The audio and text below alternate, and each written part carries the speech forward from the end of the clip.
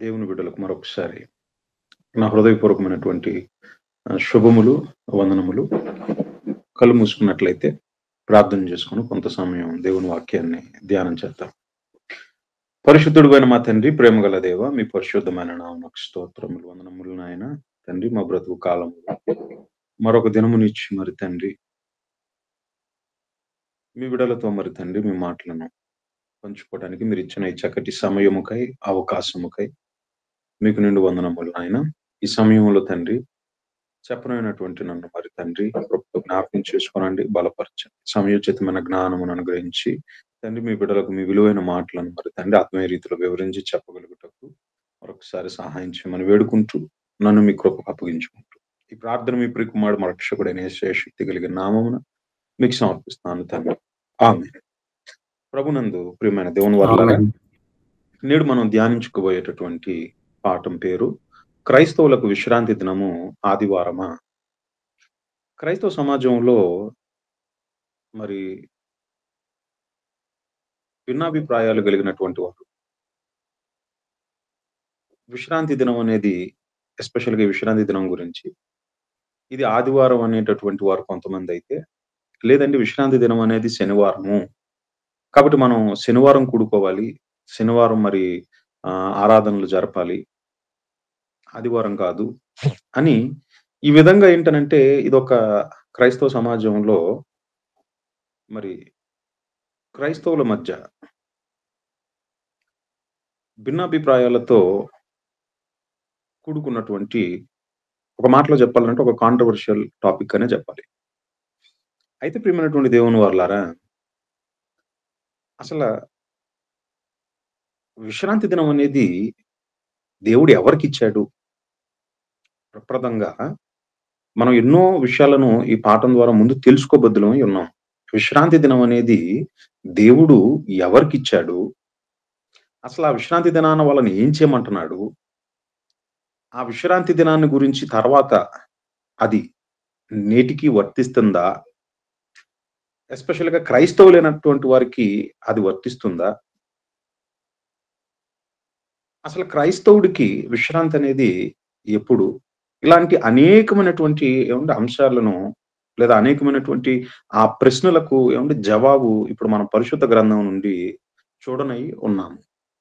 ప్రియమైనటువంటి దేవుని వారలారా, విశ్రాంతి దినం అనేది దేవుడు ఎవరికి ఇస్తున్నాడని మనం చూసుకున్నట్లయితే, అసలు దీని గురించినటువంటి ప్రస్తావన మనకి నిర్గమకాండము 20వ అధ్యాయము అందులో 8 నుండి 10 వచనాలలో మనం చూసుకున్నట్లయితే ఎవరికి ఇస్తున్నాడో అక్కడ మనకి చాలా స్పష్టంగా కనబడుతుంది. నిర్గమకాండము 20వ అధ్యాయము 8 నుండి 10 వచనాలు చదవండి ఒకసారి. విశ్రాంతి దినమును పరిశుద్ధముగా ఆచరించుటకు జ్ఞాపకముంచుకొనుము. 6 దినములు విశ్రాంతి దినమును పరిశుద్ధముగా ఆచరించుటకు ఆచరించుటకు జ్ఞాపకముంచుకొనుము. 6 దినములు నేను కష్టపడి నీ పని అంతయు చేయవలెను. 7వ దినము నీ దేవుడైన యెహోవాకు విశ్రాంతి దినము. దానిలో నీవైనను, నీ కుమారుడైనను, నీ కుమార్తె అయినను, నీ దాసుడైనను, నీ దాసి అయినను, నీ పశువైనను, నీ ఇండ్లలోనున్న పరదేశి అయినను ఏ పనియు చేయకూడదు. 6 దినములలో యెహోవా ఆకాశమును, భూమియు, సముద్రమును వాటిలోనున్న సమస్తమును సృజించి 7వ దినమున విశ్రమించెను. అందుచేత యెహోవా విశ్రాంతి దినమును ఆశీర్వదించి దాన్ని పరిశుద్ధపరచెను. చదువుకున్నారు కదండి లేఖన భాగం. ఇక్కడ ఒక అంటే విశ్రాంతి దినాన్ని గురించినటువంటి ప్రస్తావన వస్తుంది. ఆ విశ్రాంతి దినాన్ని ఏం చేయాలనేది చాలా స్పష్టంగా ఉందండి. అందులో మీరు 10వ వచనంలో చూసుకున్నట్లయితే 7వ దినమున నీ దేవుడైన యెహోవాకు విశ్రాంతి దినము. దానిలో నీవైనను, నీ కుమారుడైనను, నీ కుమార్తె అయినను, నీ దాసుడైనను, నీ దాసి అయినను, నీ పశువైనను, నీ ఇండ్లలోనున్న పరదేశి అయినను ఏ పనియు చేయకూడదు. ఇంకా నిర్గమకాండం 31వ అధ్యాయం. నిర్గమకాండము 31వ అధ్యాయము అందులో 12 నుంచి మనం చదువుకుంటూ వెళ్దాం. 12వ వచనం నుంచి చదువుతాయి. నిర్గమకాండం 31వ అధ్యాయము 12వ వచనం నుంచి చదువుతున్నారు, జాగ్రత్తగా చూసుకోండి. మరియు యెహోవా మోషేతో ఇట్లా నేను నీవు ఇశ్రాయేలుతో నిజంగా మీరు ఒక్క నిమిషం తల్లి. అక్కడ చాలా స్పష్టంగా ఉంది. ఎవరు ఎవరితో ఏమని చెప్తున్నారు అనేటటువంటి విషయం ఏమంటే ఆ కాంటెక్స్ట్ అంటే సందర్భంలోనికి మనం వెళ్తే యెహోవా మోషేతో ఇట్లనెను, నీవు ఇశ్రాయేలీలతో ఎవరితో ఏమండి ఇశ్రాయేలీలతో చెప్పాలి అని మోషే గారికి చెప్తున్నాడు. ఎవరు సాక్షాత్తు ఏమండి ఆ దేవాది దేవుడు మోషే గారితో చెప్తున్నటువంటి సంగతి ఏమని, నీవు ఇశ్రాయేలీలతో ఏమని అనమంటున్నాడు చూడండి. ఇప్పుడు ఏమని చెప్పమంటున్నాడు చదువుకుందాం. కంటిన్యూ చేయండి. నిజముగా మీరు నేను నియమించిన విశ్రాంతి దినములను ఆచరింపవలెను. అది ఏమండి ఈ విశ్రాంతి దినాన్ని ఎవరు ఆచరించాలి? నిజముగా మీరు నేను నియమించిన విశ్రాంతి దినములను ఆచరింపవలెను అంటే మోషే గారి ద్వారా ఇశ్రాయేలీలకు ఇవ్వబడుతున్నటువంటిది ఏంటి? ఈ విశ్రాంతి దినాన్ని ఆచరించడం అనేది ఏదైతే ఉన్నదో అది ఏమండి ఇశ్రాయేలీలకు ఏమండి ఇవ్వబడింది. అది ఒక ఆజ్ఞగా ఇవ్వబడిందని, దానిని మీరటానికి వీలు లేదని, ఒకవేళ ఎవడైనా మీరితే మరి ఎలాంటి పనిష్మెంట్ వాడికి ఇవ్వాలి అనేటటువంటి విషయాన్ని ఇప్పుడు మీరు కిందకి చదువుతారు. మీరు జాగ్రత్తగా చూసుకోండి. అక్కడ దాన్ని ఏమండి ప్రస్తావిస్తున్నారు. చదవండి అమ్మా. మిమ్మును పరిశుద్ధపరచు యెహోవాను నేనే అని తెలుసుకున్నట్లు అది మీ తరతరములకు నాకును నీకును గుర్తగును. కావున మీరు విశ్రాంతి దినమును ఆచరింపవలెను. నిశ్చయంగా అది మీకు పరిశుద్ధము. దానిని అపవిత్రపరచువాడు తన ప్రజలలో కొట్టివేయబడును. చూశారు కదండి, దానిని ఎవడైతే అంటే అదొక ఆజ్ఞగా ఇస్తున్నాడు. ఆ ఆజ్ఞను ఎవరైనా మీరితే ముందు ప్రజల్లో నుండి కొట్టివేయాలని అంటున్నాడు. ఇంకా తర్వాత ఏమని అంటున్నాడమ్మా? 15వ వచనం నుంచి చదవండి ఒకసారి. 6 దినములు పని చేయవచ్చును, 7వ దినము యెహోవాకు ప్రతిష్ఠితమైన విశ్రాంతి దినము. ఆ విశ్రాంతి దినమున పని చేయు ప్రతివాడును తప్పక మరణ శిక్ష నొందును. అది చూశారు కదండి, అంటే విశ్రాంతి దినాన్ని మీరితే ఏమంటే మరణ శిక్ష అంటే ఒక ఆజ్ఞగా ఇస్తున్నాడు. ఎవరికి ఇస్తున్నాడు? ఇశ్రాయేలీలకు ఇస్తున్నాడు. అర్థమవుతుంది కదండి. ఆనాటి కాలంలో ఏమంటే కేవలం ఇశ్రాయేలీలు మాత్రమే లేరు. ఇంకా మీరు చూసుకున్నట్లయితే చాలా మంది ఉన్నారు. ఐగుప్తీయులు ఉన్నారు. అవునా కాదా? ఏమండి ఐగుప్తీయులు ఉన్నారు. అలాగే ఏమంటే మీరు జాగ్రత్తగా గమనించినట్లయితే అబ్రహాము గారి యొక్క ఏమంటే అబ్రహాము గారికి హాగరికి పుట్టినటువంటి ఏమండి మరి ఇష్మాయేలుడు ఉన్నాడు కదండి. ఇష్మాయేలు సంతానం ఉందా? భూమి మీద ఉంది. ఇష్మాయేలీలతో చెప్పట్లేదు మీరు విశ్రాంతి దినాన్ని ఆచరించాలని. అలా అని ఏమండి ఇప్పుడు అబ్రహాము గారికి శారమ్మ గారికి పుట్టినటువంటి వాగ్దాన పుత్రుడు ఇస్సాకు గారైతే జాగ్రత్తగా ఉండాలి మీరు. ఆ ఇస్సాకు గారికి పుట్టిన 2 కుమారులు ఏశావు ఉన్నాడు ఏమండి, అలాగే యాకోబు గారు ఉన్నారు. అయితే యాకోబు గర్భం గుండా వచ్చినటువంటి ఏమండి ఆ ఇశ్రాయేలీలు ఎవరైతే ఉన్నారో ఆ ఇశ్రాయేలీలకు ఇస్తున్నాడు. ఈవెన్ ఏశావు సంతతి వారైనటువంటి ఏమండి ఆ ఎదోమీయులకు కూడా మీరు ఆచరించాలి విశ్రాంతి దినం అని చెప్పట్లేదు. మీరు ఇక్కడ గమనించవలసిన పాయింట్ ఇది. అంటే ఉన్నటువంటి ఆయా జాతుల వాళ్ళు ఎదోమీయులతో గాని, ఇష్మాయేలీలతో గాని, ఐగుప్తీయులతో గాని ఆ మాటకు వస్తే ఏమంటే ఆ కెనానైట్స్ ఉన్నారు కదండి, ఆ కనానీయులు ఉన్నారు కదా, కనాన్ భూభాగంలో ఏమండి వాళ్ళకి ఇవ్వట్లేదు. ఇశ్రాయేలీలకు మాత్రమే దేవుడు ఏం చేస్తున్నాడు? ప్రవక్త అయినటువంటి మోషే గారి ద్వారా ఏం చేస్తున్నాడు అయ్యానంటే, నాయన విశ్రాంతి దినం అనేది ఒకటి మీరు ఆచరించాలి. అదొక కట్టడగా ఇస్తున్నాడు, ఒక ఆజ్ఞగా ఇస్తున్నాడు. దానిని ఆచరించినటువంటి వాడు ప్రజల్లో నుండి కొట్టివేయబడాలి. అంతేకాదు విశ్రాంతి దినాన్ని ఎవడైనా మీరితే వాడిని ఏం చేయమంటున్నాడు? వాడికి ఎలాంటి శిక్ష అంటే మరణ శిక్ష అని చెప్పి అంటున్నాడు. అర్థమవుతుంది కదండి. అందుకనే పౌలు గారు ఈ విషయాన్ని చెప్తున్నాడు. ఆయన రోమిలకు రాసిన పత్రికలో ఏమంటే 9వ అధ్యాయం చూడండి. రోమిలకు రాసిన పత్రిక 9వ అధ్యాయం అందులో 4వ వచనంలో ధర్మశాస్త్రం ఎవరికి ఇవ్వబడింది ఏమండి ఆ విషయాన్ని అక్కడ ప్రస్తావిస్తాడు చూడండి. ఆయన రోమిలకు రాసిన పత్రిక 9వ అధ్యాయం 4వ వచనం. వీరు ఇశ్రాయేలీయులు దత్తపుత్రత్వమును మహిమయు నిబంధనలను ధర్మశాస్త్ర ప్రధానమును అర్చనారాధులను వాగ్దానములను వీరివి అంటే ఎవరివి? ధర్మశాస్త్రం ఎవరికి ఇవ్వబడింది? అది ఇశ్రాయేలులకు ఇవ్వబడింది. ఆ ధర్మశాస్త్రం అందలి ఉన్నటువంటి మరి ఆజ్ఞ ఏదైతే ఉన్నదో ఇశ్రాయేలీలందరూ విశ్రాంతి దినాన్ని ఆచరించాలి అనేది అది ఇశ్రాయేలీలకు ఇవ్వబడిందండి. ముందు ఏమండి ఇశ్రాయేలీలు ఎవరు, క్రైస్తవులు ఎవరు అనేటటువంటి ఆ డిఫరెన్స్ తెలియాలి మనకి. అర్థమవుతుందో లేదో.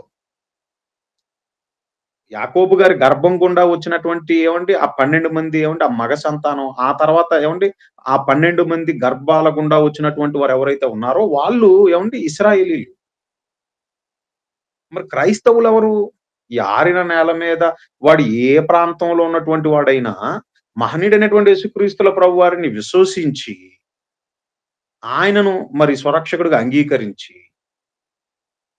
ఆయన నామాన మరి ఎవడైతే పాపపు ఒప్పుకోలు ప్రార్థన చేసి, క్రీస్తు రక్తము చేత అంటే విశ్వాసము ద్వారా మరి బాప్తిసం తీసుకొని, ఎవడైతే మరి క్రైస్తవుడు అవుతున్నాడో,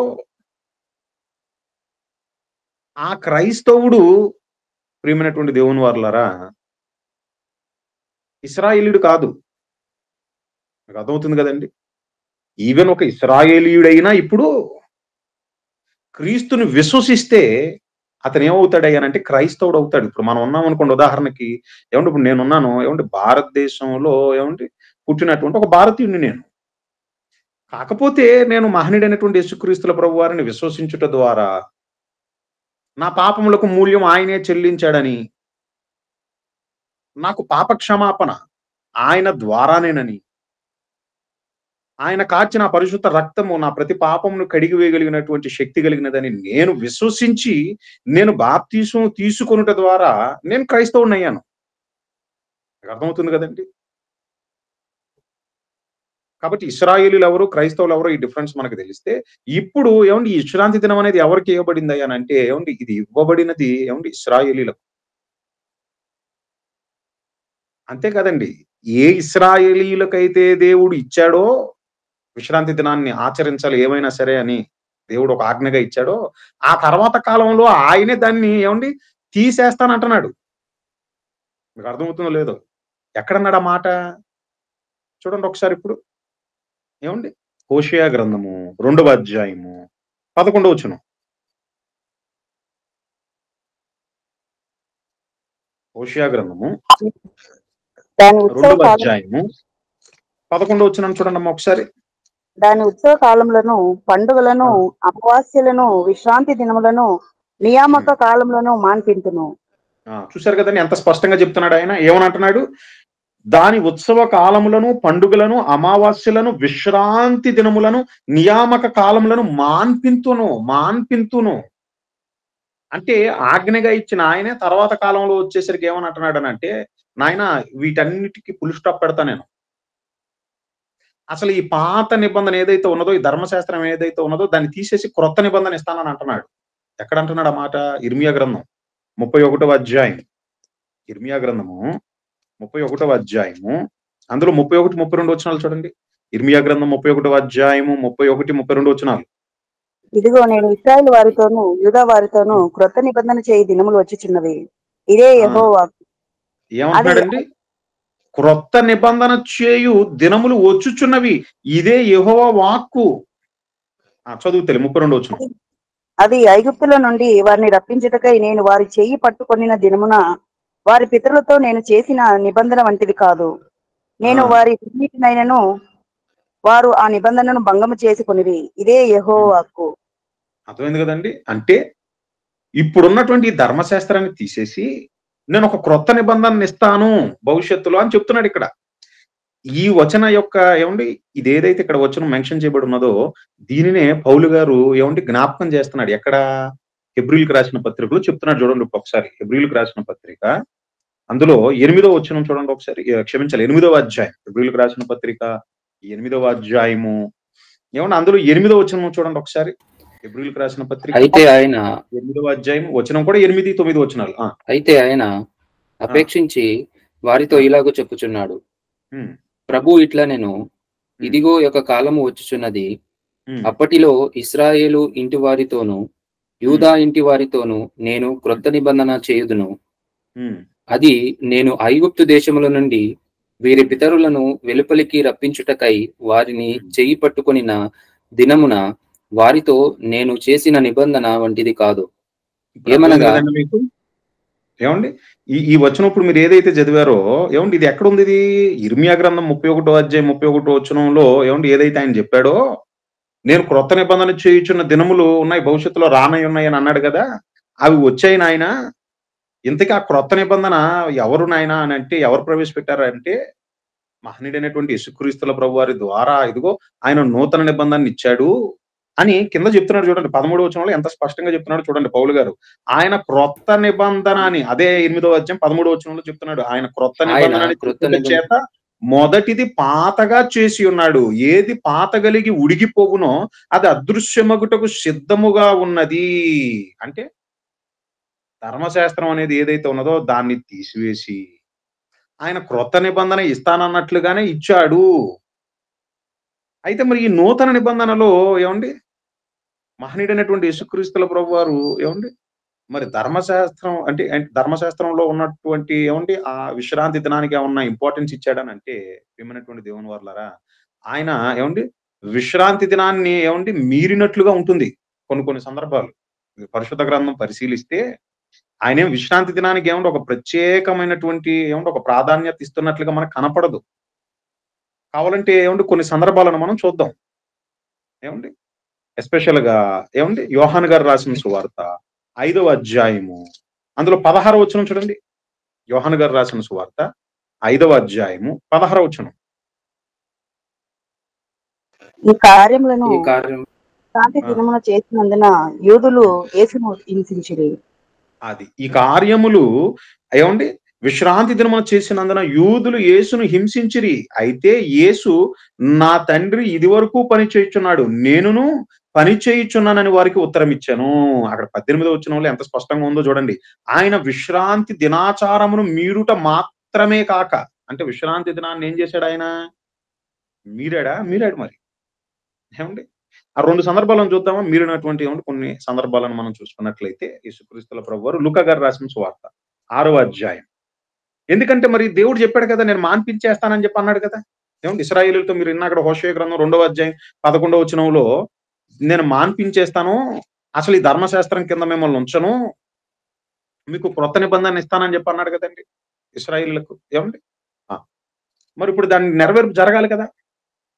అందుకనే ఏమండి యేసుక్రీస్తుల ప్రభువారు వచ్చిన తర్వాత విశ్రాంతి దినానికి ఆయన ప్రాముఖ్యత ఇవ్వటం లేదని, పైపించి విశ్రాంతి దినమున ఏమండి ఆయన విశ్రాంతి దినాన్ని మీరుతున్నట్లుగా మనకు కనపడుతుంది. ఇప్పుడు ఇక్కడ లూకా గారు రాసిన సువార్త 6వ అధ్యాయం 6వ వచనం నుంచి అలా చదువుకుంటూ వెళ్ళండి.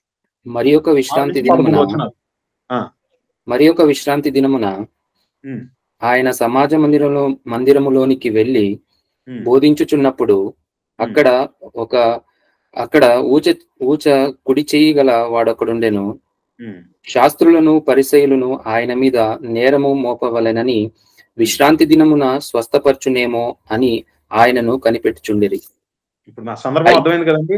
విశ్రాంతి దినాన్ని ఇప్పుడు స్వస్థపరుస్తాడా లేదా అని వెయిట్ చేస్తున్నారండి వాళ్ళు. అయితే ఆయన వారి ఆలోచనలు ఎరిగి ఊచ చేయగల వానితో నీవు లేచి మధ్యను నిలువమని చెప్పగా వాడు లేచి నిలిచెను. అప్పుడు యేసు విశ్రాంతి దినమున మేలు చేయుట ధర్మమా, కీడు చేయుట ధర్మమా, ప్రాణ రక్షణ ధర్మమా, ప్రాణ హత్య ధర్మమా అని మిమ్మును అడుగుచున్నానని వారితో చెప్పి వారినందరినీ చుట్టూ కలయ చూచి నీ చెయ్యి చాపుమని వానితో చెప్పెను. వాడాలాగు చేయగానే వాని చెయ్యి బాగుపడెను. అప్పుడు వారు వెర్రి కోపముతో నిండుకొని యేసును ఏమి చేయుదమా అని ఒకనితోనొకడు మాటలాడుకొనిరి. ఆ దినమున సందర్భం ఏమండి విశ్రాంతి దినమున స్వస్థపరుస్తాడా లేదా? ఎందుకంటే విశ్రాంతి దినమున ఏ పని చేయకూడదు కదా. నడవగలిగినంత దూరమే నడవాలి, అంతకంటే ఎక్కువ నడవటానికి కూడా వీలు లేదు. ఈయన ఇప్పుడు ఏం చేస్తాడు? విశ్రాంతి దినాన్ని మీరతాడా స్వస్థత చేసి? మనం చూద్దాం అని ఏమండి పాపం ఎంతో ఆతృతతో చూస్తున్నాడండి. ఆతృతతో చూస్తున్నారు అక్కడ ఉన్న వాళ్ళందరూ. అప్పుడు యేసుక్రీస్తుల ప్రభు వారు ఏమంటే వాళ్ళ గురించి ఏమంటే బాగా గ్రహించిన వాడే విశ్రాంతి దినమున ఏం చేయటం మంచిది ప్రశ్న అడుగుతున్నాడు. మేలు చేయుట ధర్మమా, కీడు చేయుట ధర్మమా, మీకేమనిపిస్తుందని. ఏమండి అలాగా ఏమండి సైలెంట్ గా ఆయన ఇంకా చూస్తున్నారండి యేసుక్రీస్తుల ప్రభు వారు. ఇంకా అప్పుడు యేసుక్రీస్తుల ప్రభు వారు ఏమండి ఏం చేశాడు చెప్పండి? స్వస్థపరిచాడు. అంటే విశ్రాంతి దినమున ఒకడు బాగుపడితే ఆనందించాలి. ఎందుకనంటే చేస్తున్నది మంచి కార్యం కదా. విశ్రాంతి దినమున నేను ఒక మంచి కార్యం చేస్తున్నాను, ఊచ చేయగలిగినటువంటి వాడిని నేను బాగు చేస్తున్నాను. అలాంటిది వాడికి మంచి జరిగినందుకు మీరు ఆనందించాలి కానీ మీరెందుకు వెర్రి కోపంతో ఉంటున్నారు? అంటే వాడు అలా ఊచ చేయగలిగినటువంటి వాడిగా ఉన్నా మీకు సంతోషమే. ఏమన్నా అంతే కదండి దాని అర్థం. మరొక సందర్భాన్ని చూద్దాం. ఇదే లూకా గారు రాసిన సువార్త 13వ అధ్యాయం. లూకా గారు రాసిన సువార్త 13వ అధ్యాయం. అందులో ఏమంటే 10వ వచనం నుంచి మళ్ళీ చదువుకుంటూ వెళ్దాం. లూకా గారు ఇది వేరొక సందర్భం ఇది. ఏమంటే ఇక్కడ కూడా ఆయన విశ్రాంతి దినాన్ని మీరినట్లుగా ఏమంటే మనకు కనపడుతుంది. లూకా గారు రాసిన సువార్త 13వ అధ్యాయం 10 నుంచి చదువుకుంటూ వెళ్దాం. విశ్రాంతి దినమున ఆయన యొక్క సమాజ మందిరంలో బోధించుచున్నప్పుడు 18 ఏండ్ల నుండి బలహీన పరచు దయ్యము పట్టిన ఒక స్త్రీ అచట నుండెను. ఆమె నడుము వంగిపోయి ఎంత మాత్రము చక్కగా నిలవబడలేకుండెను. యేసు ఆమెను చూచి రమ్మని పిలిచి, అమ్మ, నీ బలహీనత నుండి విడుదల పొంది ఉన్నావని ఆమెతో చెప్పి ఆమె మీద చేతులుంచగానే ఆమె చక్కగా నిలవబడి దేవుని మహింపరచును. యేసు విశ్రాంతి దినమున స్వస్థపరిచినందున ఆ సమాజ మందిరపు అధికారి కోపంతో మండిపడి జన సమూహమును చూచి పని చేయదగిన 6 దినములు కలువు గనుక ఆ దినములలోనే వచ్చి స్వస్థత పొందుడి, విశ్రాంతి దినమందు రావద్దని చెప్పెను. అందుకు ప్రభు, వేషధారులారా, మీలో ప్రతివాడును విశ్రాంతి దినమున తన ఎద్దునైనను గాడిదనైనను గాడి యొద్ద నుండి విప్పి తోలుకొని పోయి నీళ్లు పెట్టును గదా. ఇదిగో 18 ఏండ్ల నుండి సాతాను బంధించిన అబ్రహాము కుమార్తె అయిన ఈమెను విశ్రాంతి దినమందు ఈ కట్టు నుండి విడిపింపదగదా అని అతనితో చెప్పెను. ఆయన ఆ మాటలు చెప్పినప్పుడు ఆయన ఎదిరించిన వారందరూ సిగ్గుపడిరి. అయితే సందర్భం అర్థమైంది కదండి మీకు. మళ్ళీ మరొకసారి విశ్రాంతి దినమున యేసుక్రీస్తుల ప్రభువారు మళ్ళీ స్వస్థపరిచాడు ఆయన. అక్కడ ఉన్నటువంటి సమాజ మందిరపు అధికారి కోపం వచ్చేసిందండి. పైపిచ్చి ఏమంటున్నాడో తెలుసా? చూడండి ఒకసారి ఏమని అంటున్నాడో. 14వ వచనంలో, యేసు విశ్రాంతి దినమున స్వస్థపరిచినందున ఆ సమాజ మందిరపు అధికారి కోపముతో మండిపడి జన సమూహమును చూచి పని చేయదగిన 6 దినములు కలవు గనక ఆ దినములలోనే వచ్చి స్వస్థత పొందుడి, విశ్రాంతి దినమున రావద్దని చెప్పాను. అంటే ఆయన విశ్రాంతి దినాన్ని మీరినట్లుగా మనకు కనపడుతుంది. ఎందుకని? ఇదే యేసుక్రీస్తుల ప్రభువారు ఆయన వాడుకు చొప్పున విశ్రాంతి దినమున ఆయన సమాజ మందిరంలోనికి వెళ్ళి అని కనపడుతుంది మనకి. ఎక్కడ? లూకా గారు రాసిన సువార్త 4వ అధ్యాయంలో చూడండి. ఇదే లూకా గారు రాసిన సువార్త 4వ అధ్యాయంలో 16వ వచనం నుంచి చూడండి. 16వ వచనం చూడండి ఒకసారి. లూకా గారు రాసిన సువార్త 4వ అధ్యాయం 16వ వచనంలో, ఆయన తాను తిరిగిన నజరేతుకు వచ్చెను, తన వాడుక చొప్పున విశ్రాంతి దినమందు సమాజ మందిరంలోనికి వెళ్ళి అనుంది. అంటే ఇక్కడికి వచ్చి ఇక్కడ చూస్తే ప్రారంభంలో విశ్రాంతి దినాన్ని ఆచరించినట్లుగా ఉంది కదండి. అంటే ఉంది, కానీ తర్వాత కాలంలో ఏది పాత గిల్లిపోవునో, ఏది అదృశ్యమగుటకు సిద్ధముగా ఉన్నదో, మరి దానిని కొట్టివేయబోతున్నటువంటి ఆయన, తీసివేయబోతున్నటువంటి ఆయన ఆ విశ్రాంతి దినమున మంచి కార్యాలను చేసి విశ్రాంతి దినాన్ని మీరినట్లుగా మనకు కనపడుతుంది. ఆ సందర్భాలను మీకు చూపించాను నేను. అంటే పాతది తీసి కొత్తది ఇస్తున్నాడు. అటు ఇశ్రాయేలీలను ధర్మశాస్త్రం అనేటటువంటి చెర నుండి విడిపించాలి. ఇటు అన్యజనులు ఎవరైతే ఉన్నారో, అంటే ఇశ్రాయేలీలు కాని మిగిలినటువంటి జనాంగాలు, నిజమైనటువంటి దేవుణ్ణి ఎరుగనటువంటి జనాంగాలు ఏవైతే ఉన్నాయో అన్య జనాంగాలను, వాళ్ళను నూతన నిబంధన కిందకు తీసుకొని రావాలి. ఇటు ఇశ్రాయేలీలను ధర్మశాస్త్రం అనేటటువంటి ఆ చెరలో నుండి విడుదలను వాళ్ళకు అనుగ్రహించి వాళ్ళను నూతన నిబంధన కిందకి తీసుకురావాలి. అర్థమవుతుందా? ఇరువురిని, ఉభయులను ఆయన ఏకము చేసి వాళ్ళ ఇరువురిని ధర్మశాస్త్రము కింద ధర్మశాస్త్రం కింద ఉన్నటువంటి అటు ఇశ్రాయేలీలను, పాపం అనేటటువంటి ఆ చెరలో ఉన్నటువంటి ఇటు అన్యులను, ఇరువురిని అంటే ఉభయులను ఆయన ఎక్కడికి తీసుకురావాలనంటే నూతన నిబంధన కిందకు తీసుకుని రావాలి, క్రొత్త నిబంధన కిందకు తీసుకుని రావాలి.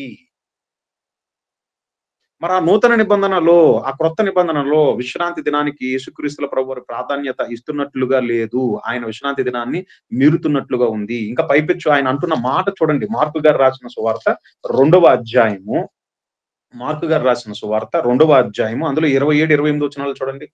మార్కు గారు రాసిన సువార్త 2వ అధ్యాయం 27-28. మరియు విశ్రాంతి దినము మనుష్యుల కొరకే నియమింపబడెను గాని మనుషులు విశ్రాంతి దినము కొరకు నియమింపబడలేదు. అందువలన మనుష్య కుమారుడు విశ్రాంతి దినమునకు ప్రభువై ఉన్నాడు. ఇప్పుడు మీకు అర్థమైంది కదండి. ఏమనంటున్నాడు? చాలా క్లియర్ గా చెప్తున్నాడు. విశ్రాంతి దినము మనుషుల కొరకే నియమింపబడిన గాని మనుషులు విశ్రాంతి దినము కొరకు నియమింపబడలేదు. మనుషుల కొరకు దినము కొరకు మనుషులు కాదు.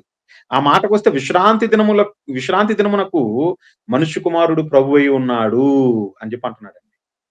ప్రియమైనటువంటి దేవుని వర్లారా, అసలు ఏమండి ఇంత చదువుతున్నాం కదండి మనం. అసలు ఇశ్రాయేలులకు విశ్రాంతి దినం ఎందుకు ఇచ్చాడు? ఈ డౌట్ రావాలండి వాటికి మీకు.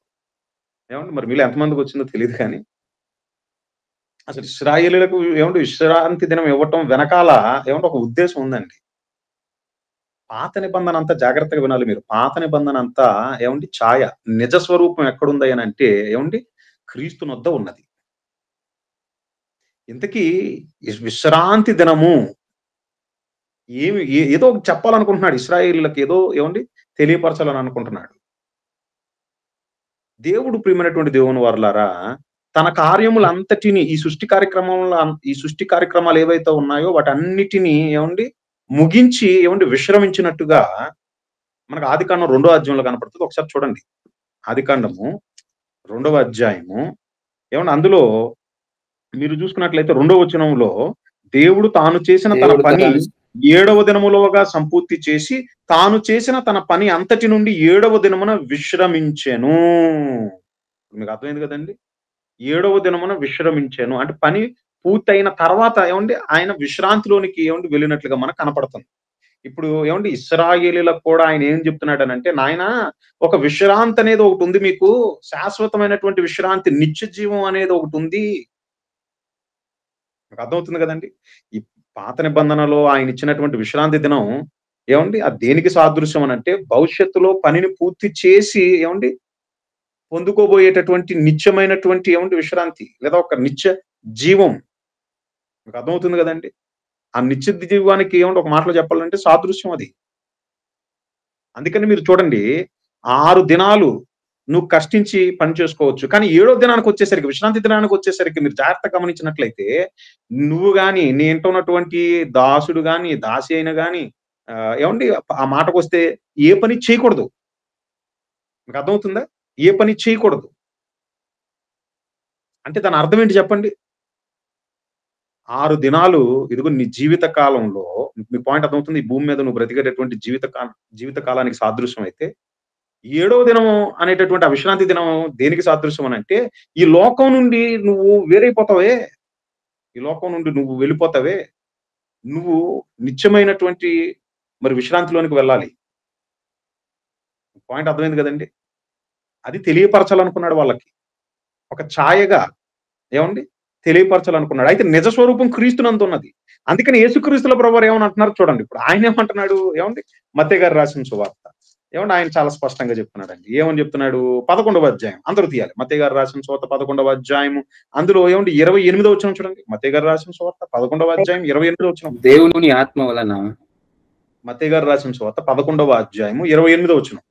ప్రయాసపడి భారం మోసుకొనుచున్న సమస్త జనులారా నా యొద్దకు రండి, నేను మీకు విశ్రాంతి కలుగజేతును. ఏమండి ఈ వచనాన్ని ఎప్పుడైనా మీరు చూసారా? ఏమండి ఈ వచనం చాలాసార్లు చూసామండి అని ఏమన్నా చాలాసార్లు ఎందుకు చూడలేదండి, ఎందుకు చదువుకోలేదని మీరు అనుకుంటున్నారు. కానీ ఏమని అంటున్నాడు ఆయన? ప్రయాసపడి భారము మోసుకొనుచున్న సమస్త జనులారా. ఏ భారం మోస్తున్నాం మనం? ఏమండి ప్రయాసపడి ఏం భారం మోస్తుంది ఈరోజు ఈ సమాజం? పాప భారాన్ని మోస్తుంది. ఒక మాటలో చెప్పాలంటే మీకు అర్థమవుతుంది మీకు? ప్రయాసపడి పాపపు భారాన్ని మోసుకొని పోచున్న సమస్త జనులారా నా యొద్దకు రండి అంటే దాని అర్థం ఏంటి తెలుసా? మీ పాపాలను విడిచిపెట్టి మార్పు పొంది నా దగ్గరికి రండి, మీరు నూతన నిబంధన కిందకి రండి, క్రైస్తవులుగా నూతన నిబంధన యొద్దకు రండి, నా యొద్దకు రండి, నా మార్గములో మీరు కొనసాగండి. మీ కొరకు ఏదైతే సిద్ధపరిచినటువంటి సత్క్రియలు ఏవైతే ఉన్నాయో ఆ సత్క్రియలను చేయుటకై క్రీస్తేసునందు మీరు సృష్టింపబడిన వారు. అంతే కదండి. ఎవడైనా క్రీస్తేసునందు ఉన్నాడంటే వాడు నూతన సృష్టి. పాయింట్ అర్థమవుతుందా మీకు? ఎఫ్ఎసీయులకు రాసిన పత్రిక 2వ అధ్యాయం 10వ వచనానికి వెళ్దాం ఒకసారి సందర్భంగా. ఎఫ్ఎసీయులకు రాసిన పత్రిక ఏమంటే 2వ అధ్యాయం 10వ వచనం చూడండి. 2వ అధ్యాయం 10వ వచనంలో ఏమనుంది చదువుతారు. వాటి యందు మనము నడుచుకొనవలెనని దేవుడు ముందుగా సిద్ధపరిచిన సత్క్రియలు చేయుటకై మనము క్రీస్తు యేసునందు సృష్టింపబడిన వారమై ఆయన చేసిన పని అయి ఉన్నాము. క్రీస్తు యేసునందు సృష్టింపబడిన వారము. ఎవడైనా నువ్వు క్రీస్తు యేసునందు ఉన్న ఎడల వాడు నూతన సృష్టి. నువ్వు క్రొత్తగా ఎందుకు జన్మించావు? బాప్తిసం ద్వారా నువ్వు క్రొత్తగా ఎందుకు జన్మించావు? దేవుడు మళ్ళీ నీకు ఎందుకు ఒక న్యూ లైఫ్ ఎందుకు ఇచ్చాడు నీకు? ఎందుకనంటే వాక్య సత్క్రియలు అంటే వాక్య సంబంధమైనటువంటి పనులు నువ్వు జరిగించాలని. ఆ పనులను జరిగించి అప్పుడు నువ్వు శాశ్వతమైనటువంటి విశ్రాంతిలోనికి వెళ్ళిపోవాలి. అది చెప్తున్నాడు ఆయన. పాయింట్ అర్థమైంది కదండి. అదే చెప్తున్నాడు చూడండి యేసుక్రీస్తుల ప్రభువారు 11వ అధ్యాయం 28వ వచనం. ప్రయాసపడి భారము మోసుకొనుచున్న సమస్త జనులారా నా యొద్దకు రండి, నేను మీకు విశ్రాంతి కలుగజేతును. నేను సాత్వికుడను, దీన మనసు గలవాడను గనక మీ మీద నా కాడి ఎత్తుకొని పాపపు భారాన్ని వదిలించుకోండి. సువార్త ప్రకటన అనేటటువంటి ఆత్మల సంపాదన అనేటటువంటి భారము కలిగి నా యొద్ద నన్ను చూచి నేర్చుకోండి.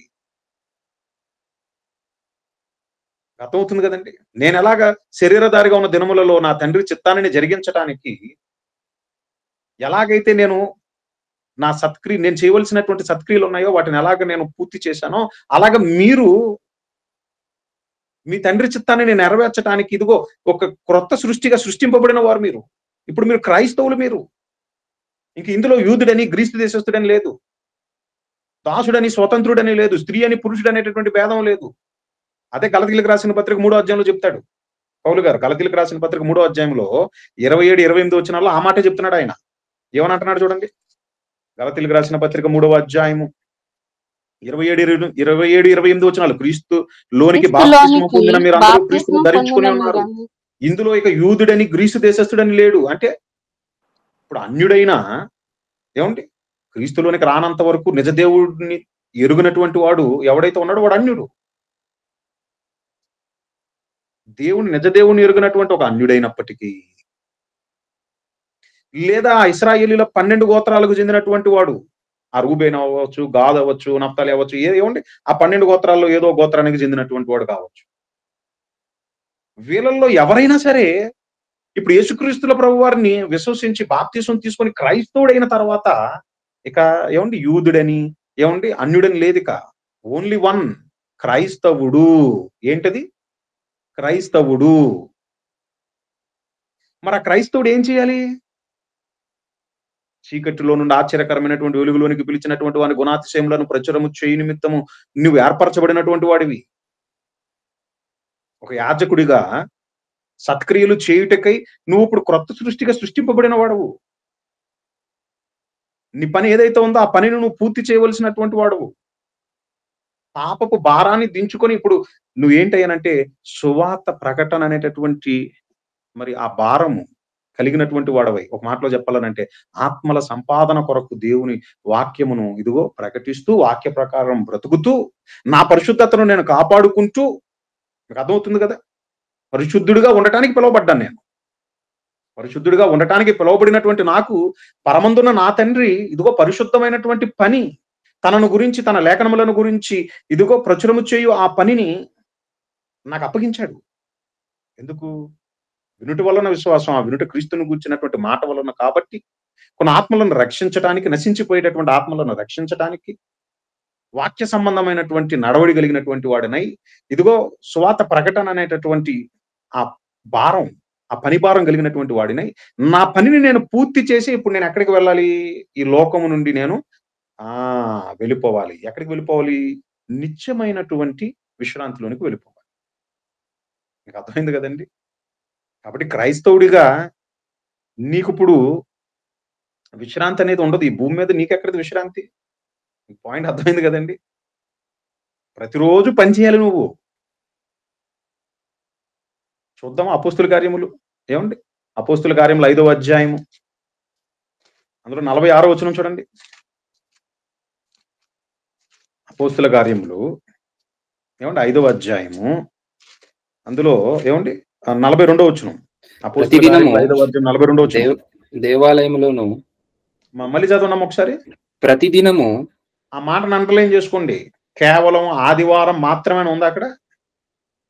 ఏమండి ప్రతిదినము ఏం చేస్తున్నారు? దేవాలయములోను ఇంటింటను మానక బోధించుచు యేసుక్రీస్తుని ప్రకటించుచుండేది. పనిలో ఉండాలి నువ్వు ఇప్పుడు క్రైస్తవుడిగా. అపోస్తుల కార్యములు 2వ అధ్యాయము 46వ వచనం. అపోస్తుల కార్యములు 2వ అధ్యాయం 46వ వచనం. ఎందుకంటే క్రైస్తవులైనటువంటి వారు వాళ్ళు ఏం చేశారు? మరియు వారేక మనస్కులై మరియు వారేక మనస్కులై ప్రతి దినము దేవాలయములో తప్పక కూడుకొనొచ్చు. మీకు అర్థమైంది కదండి. ప్రతి దినము ఎవ్రీడే. తిమోతి గారికి రాసిన రెండో పత్రిక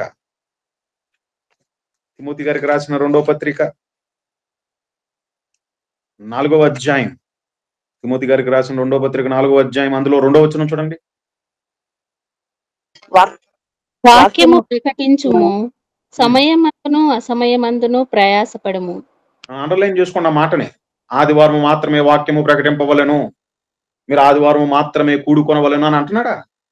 ఏమండి, ప్రతిదినము. ఇంతకుముందు మీరు చదివారు కదండి, ప్రతిదినము వాళ్ళు ఏం చేస్తున్నారట? దేవాలయములో ఇంటింటను కూడుకొనొచ్చు యేసే క్రీస్తుని ప్రకటించుచున్నారు.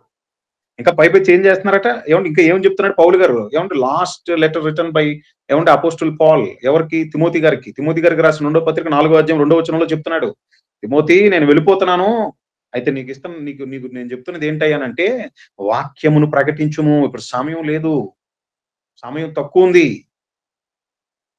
వాక్యమును ప్రకటించుము, సమయమందును అసమయమందును ప్రయాసపడమంటున్నాడు. లూకా గారు రాసిన సువార్త 9వ అధ్యాయం. లూకా గారు రాసిన సువార్త 9వ అధ్యాయం ఏమంటే అందులో 23వ వచనం చూడండి ఒకసారి. మరియు ఆయన అందరితో రాసిన సువార్త 9వ అధ్యాయం 23వ వచనం యేసుక్రీస్తుల ప్రభువారు చెప్తున్న మాట. మరియు ఆయన అందరితో ఇట్లా నేను ఎవడైనను నన్ను వెంబడింప గోరిన ఎడల తన్ను తాను ఉపేక్షించుకొని ప్రతిదినము తన సిలువను ఎత్తుకొని నన్ను వెంబడింపవలెను. ఇప్పుడు మీకు అర్థమైంది కదండి. కాబట్టి ఇప్పుడు చెప్పండి, మీరు క్రైస్తవులకు ఏమండి విశ్రాంతి దినం అనేది ఉందా ఇక్కడ? ఏమండి, నా ప్రశ్న మీకు అర్థమైందా? క్రైస్తవులకు విశ్రాంతి దినం ఆదివారమా? ఏమండి, లేదా శనివారమా? చాలా స్పష్టంగా చెప్తున్నాడండి. క్రైస్తవులకు ఏమండి, నువ్వు క్రైస్తవుడు అయిన నాటి నుండి నీ చివరి శ్వాస, నీ తుది శ్వాస వరకు నీకు విశ్రాంతి అనేది లేకుండా నువ్వు దేవుని కోసం పని చేయబద్ధుడు అయి ఉన్నావు. Your getting the point. మీకు అర్థమవుతుంది కదా? అసలు ఏమండి ముఖ్యమైన పాయింట్ మీకు అర్థమవుతుందా? నువ్వు క్రైస్తవుడు అయిన నాటి నుండి సత్క్రియల చేత నిన్ను నువ్వు ఏం చేసుకోబద్ధుడు అయి ఉన్నావు అని అంటే, దేవుని కోసం ఏమండి ఒక మాటలో చెప్పాలంటే మన ఈ దేహం ఏదైతే ఉందో ఏమండి ఇది అరిగిపోవాలండి. ఒక మాటలో చెప్పాలంటే నలగొట్టబడాలి. ఇది శరీరధారి ఉన్న దినములలో ఏమండి యేసుక్రీస్తుల ప్రభువారు తెలుసు కదండి. నేను మీకు అవన్నీ చెప్పాల్సిన అవసరం లేదు, మీరు గతంలో విన్నారు ఆల్రెడీ అవన్నీ. మహనీయుడైనటువంటి యేసుక్రీస్తుల ప్రభువారు ఏమండి భూమి మీద బ్రతుకున్నటువంటి దినాలలో నా తండ్రి పని చేయుటయే నాకు ఆహారం అని అన్నాడు ఆయన. నా తండ్రి పని చేయుటయు ఆ పనిని తుదముట్టించుటయే నాకు ఆహారం అంటాడు. యోహాను గారు రాసిన సువార్త 4వ అధ్యాయంలో ఉంటుంది ఆ మాట, చూసుకోండి. యోహాను గారు రాసిన సువార్త 4వ అధ్యాయము 34వ వచనం. యేసు వారిని చూచి నన్ను పంపిన వాని చిత్తమును నెరవేర్చుటయు ఆయన పని తుదముట్టించుటయు నాకు ఆహారమై ఉన్నది. అదే యోహాను గారు రాసిన సువార్త 6వ అధ్యాయం 38వ వచనం. నా ఇష్టమును నెరవేర్చుకున్నట్టుకు నేను రాలేదు, నన్ను పంపిన వాని చిత్తమును నెరవేర్చుటకై పరలోకము నుండి దిగి వచ్చి తిని. దేవుని యొక్క చిత్తాన్ని నెరవేర్చడానికి దిగి వచ్చి తిని. ఇదిగో మార్కు గారు రాసిన సువార్త 1వ అధ్యాయంలో చెప్తాడు, ఇదిగో ఇతర సమీప గ్రామములలోనూ ప్రకటించినట్లు మనం వెలుదుము రండి అని అంటాడు. అంటే ఎవ్రీడే ఏమండి ప్రతిరోజు ఏమండి మనం ఏమండి దేవుని పనిలో మనం ఉండాలి. ఇప్పుడు మీకు అర్థమైంది కదండి. మన పని ఏదైతే ఉందో దేవుని కోసం మనం చేయవలసినంత పని మనం ఏమండి అలిసిపోయేంత వరకు ఏమండి మనం ఏమండి చేసి పని పూర్తి చేసే మనం ఏంటనంటే ఏమండి ఈ లోకం నుండి మనం వెళ్ళిపోవాలి. ఎక్కడికి వెళ్ళిపోవాలి? దేవుడు అనుగ్రహించు ఏమండి శాశ్వతమైనటువంటి విశ్రాంతి, నెమ్మది ఏమండి ఎక్కడ చెప్పండి అది మనకి? ఏమండి దేవుడు ఉండే పరలోకంలోనండి. ఈ మాటనే ఇప్పుడు రాయండి. ఇప్పుడు ఇదంతా మీరు మైండ్ లో పెట్టుకొని ఇప్పుడు ఈ అధ్యాయం చదవండి, మీకు బాగా బుర్రకెక్కుతుంది. హెబ్రీయులకు రాసిన పత్రిక 4వ అధ్యాయం అక్కడి నుంచి చదువుకుంటే వెళ్ళండి, 1వ వచనం నుంచి చదువుకుంటే వెళ్ళండి. హెబ్రీయులకు రాసినటువంటి పత్రిక 4వ అధ్యాయం 1వ వచనం. ఆయన యొక్క విశ్రాంతిలో ప్రవేశించుదు మన వాగ్దానము ఇంకా నిలిచి ఉండగా. ఎవరి యొక్క విశ్రాంతిలో? ఆయన యొక్క విశ్రాంతిలో ప్రవేశించుదు మనం వాగ్దానం ఇంకనూ నిలిచి ఉండగా మీలో ఎవడైనను ఒకవేళ ఆ వాగ్దానము నుండి ఆ వాగ్దానము పొందకుండా తప్పిపోవునేమోనని భయము కలిగి ఉందుము. అర్థమైంది కదండి. ఎందుకంటే కొంతమంది ఏం చేశారయ్యానంటే ఏమండి, ప్రారంభ శతాబ్దంలో ఏమండి కొంతమంది జుడైజర్స్ అని యూదులుగా ఉండి ఎవరైతే యేసుక్రీస్తుల ప్రభు వారిని ఏమండి సురక్షకుడిగా అంగీకరించారో వాళ్ళు తిన్నంగా ఉండక వాళ్ళు ఏంటయ్యానంటే మనం ఇంకా ధర్మశాస్త్రంలో ఉన్నటువంటి ఆ విశ్రాంతి దినం ఏదైతే ఉందో ఆ విశ్రాంతి దినాన్ని మనం పాటించాలి అని ఏమండి ఈ దుర్బోధ చేశారు. వాళ్ళ దుర్బోధను బట్టి ఏమండి గలతీ ఏమండి ఆ సంఘానికి పౌలు గారు పత్రిక రాసినప్పుడు కొంతమంది ఏమండి అన్యజనులుగా ఉండి ఏమండి యేసుక్రీస్తుల ప్రభువుని విశ్వసించిన వాళ్ళు ఉంటారు కదండి.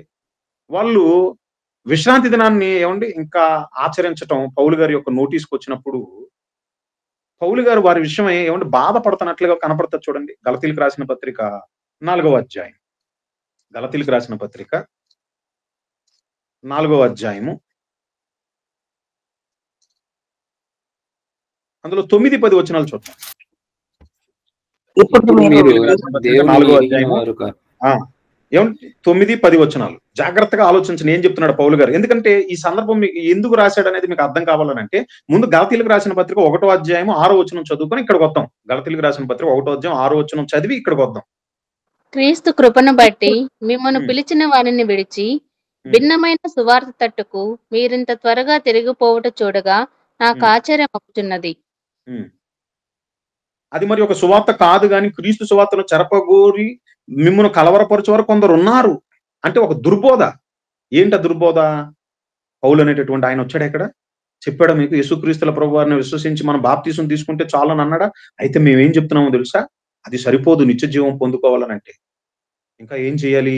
ధర్మశాస్త్రంలో ఉన్నటువంటి ఇదిగో ఆచారాలు ఏవైతే ఉన్నాయో విశ్రాంతి దినాల్లో మనం పాటించాలి, సున్నతిని మనం పొందుకోవాలి, ఇలాంటివి అనేకమైనవి మనం చేయవలసినటువంటి వాళ్ళమై ఉన్నామని ఏమంటే ఆ జుడైజర్స్ అనేటటువంటి వాళ్ళు ఏమంటే ఆ దుర్బోధ చేసేసరికి ఈ అన్యజనులుగా ఉండి క్రీస్తుని అంగీకరించినటువంటి కొంతమంది ఏమంటే క్రైస్తవులైనటువంటి కొంతమంది వాళ్ళ యొక్క ఫాల్స్ టీచింగ్ వలన వాళ్ళు ఏమంటే ఆ ఫాల్స్ టీచింగ్ కి ప్రభావితులై వాళ్ళు ఏమంటే మళ్ళీ ఈ ధర్మశాస్త్రంలో ఉన్నటువంటి వాటిని ఆచరిస్తున్నారు అనేటటువంటి విషయం పౌలు గారికి తెలిసినప్పుడు అప్పుడు రాస్తున్నది ఇది.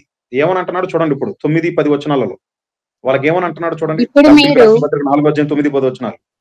ఇప్పుడు మీరు దేవుని ఎరిగిన వారును మరి విశేషముగా దేవుని చేత ఎరుగబడిన వారునై ఉన్నారు కనుక బలహీనమైనవియు నిష్ప్రయోజనమైనవినైనా మూల పాఠముల తట్టు మరలా తిరుగునేలా మునుపటి వలె మరలా వాటికి దాసుడై ఉండగోరనేలా.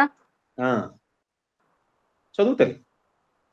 మీరు దినములను మాసములను ఉత్సవ కాలములను సంవత్సరములను ఆచరించుచున్నారు, మీ విషయమై నేను పడిన కష్టము వ్యర్థమైపోవునేమో అని మిమ్మల్ని గురించి భయపడుచున్నాను.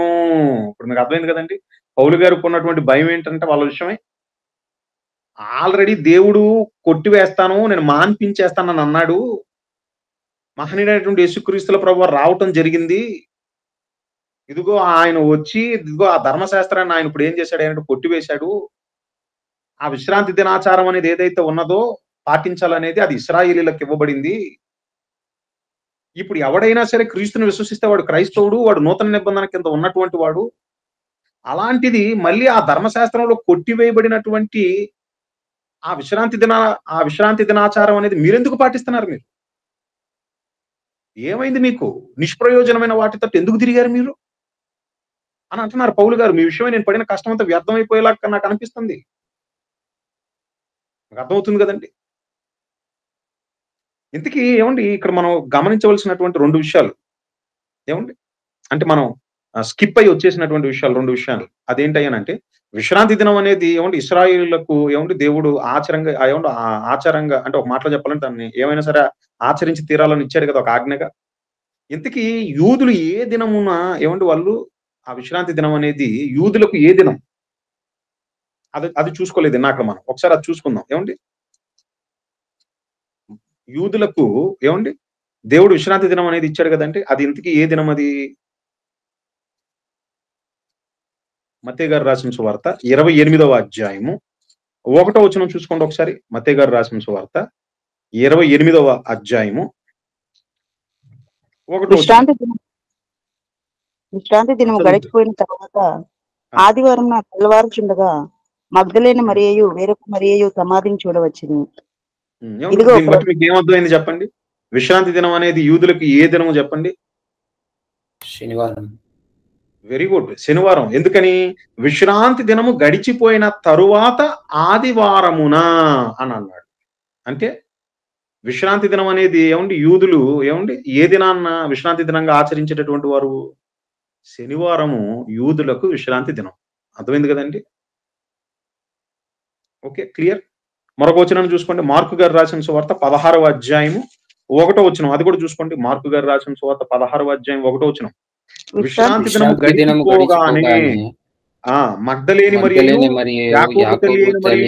మరియు సలోమేయు వచ్చి ఆయనకు పోయవలెనని సుగంధ ద్రవ్యములు కొనిరి. వారు ఆదివారమున పెందలకడ లేచి బయలుదేరి సూర్యోదయమైనప్పుడు. విశ్రాంతి దినము గడిచిపోగానే వారు ఆదివారమున, అంటే విశ్రాంతి దినం అనేది యూదులకి ఆ విశ్రాంతి దినం అనేది శనివారం అండి. అర్థమవుతుంది కదా? ఇక ప్రియమైనటువంటి దేవుని వర్లారా, దేవుడు ఎందుకు మాన్పించేస్తానన్నాడు? కారణం ఏంటంటే ఆయన ఎందుకు ఇచ్చాడో దానిని వాళ్ళు అర్థం చేసుకోలేకపోయారు. మీరు అక్కడ చదివారు కదా, ప్రారంభంలో మీ చేత చదివించాను నేను. నిర్గమకాండం 20వ అధ్యాయంలో 7వ దినమున ఆయన ఏం చేశాడట? ఆ దినమును ఆయన పరిశుద్ధపరిచెను. చదివారా మాటని? మీరు ఆ దినమున మీరు ఏం చేయాలంటే ఏ పని చేయకూడదు, అంటే మీ పనులన్నిటి నుండి మీరు డిటాచ్ అయిపోవాలి. ఆ దినమున మీరు ఎలా ఉండాలి అది కూడా చూడండి ఒకసారి.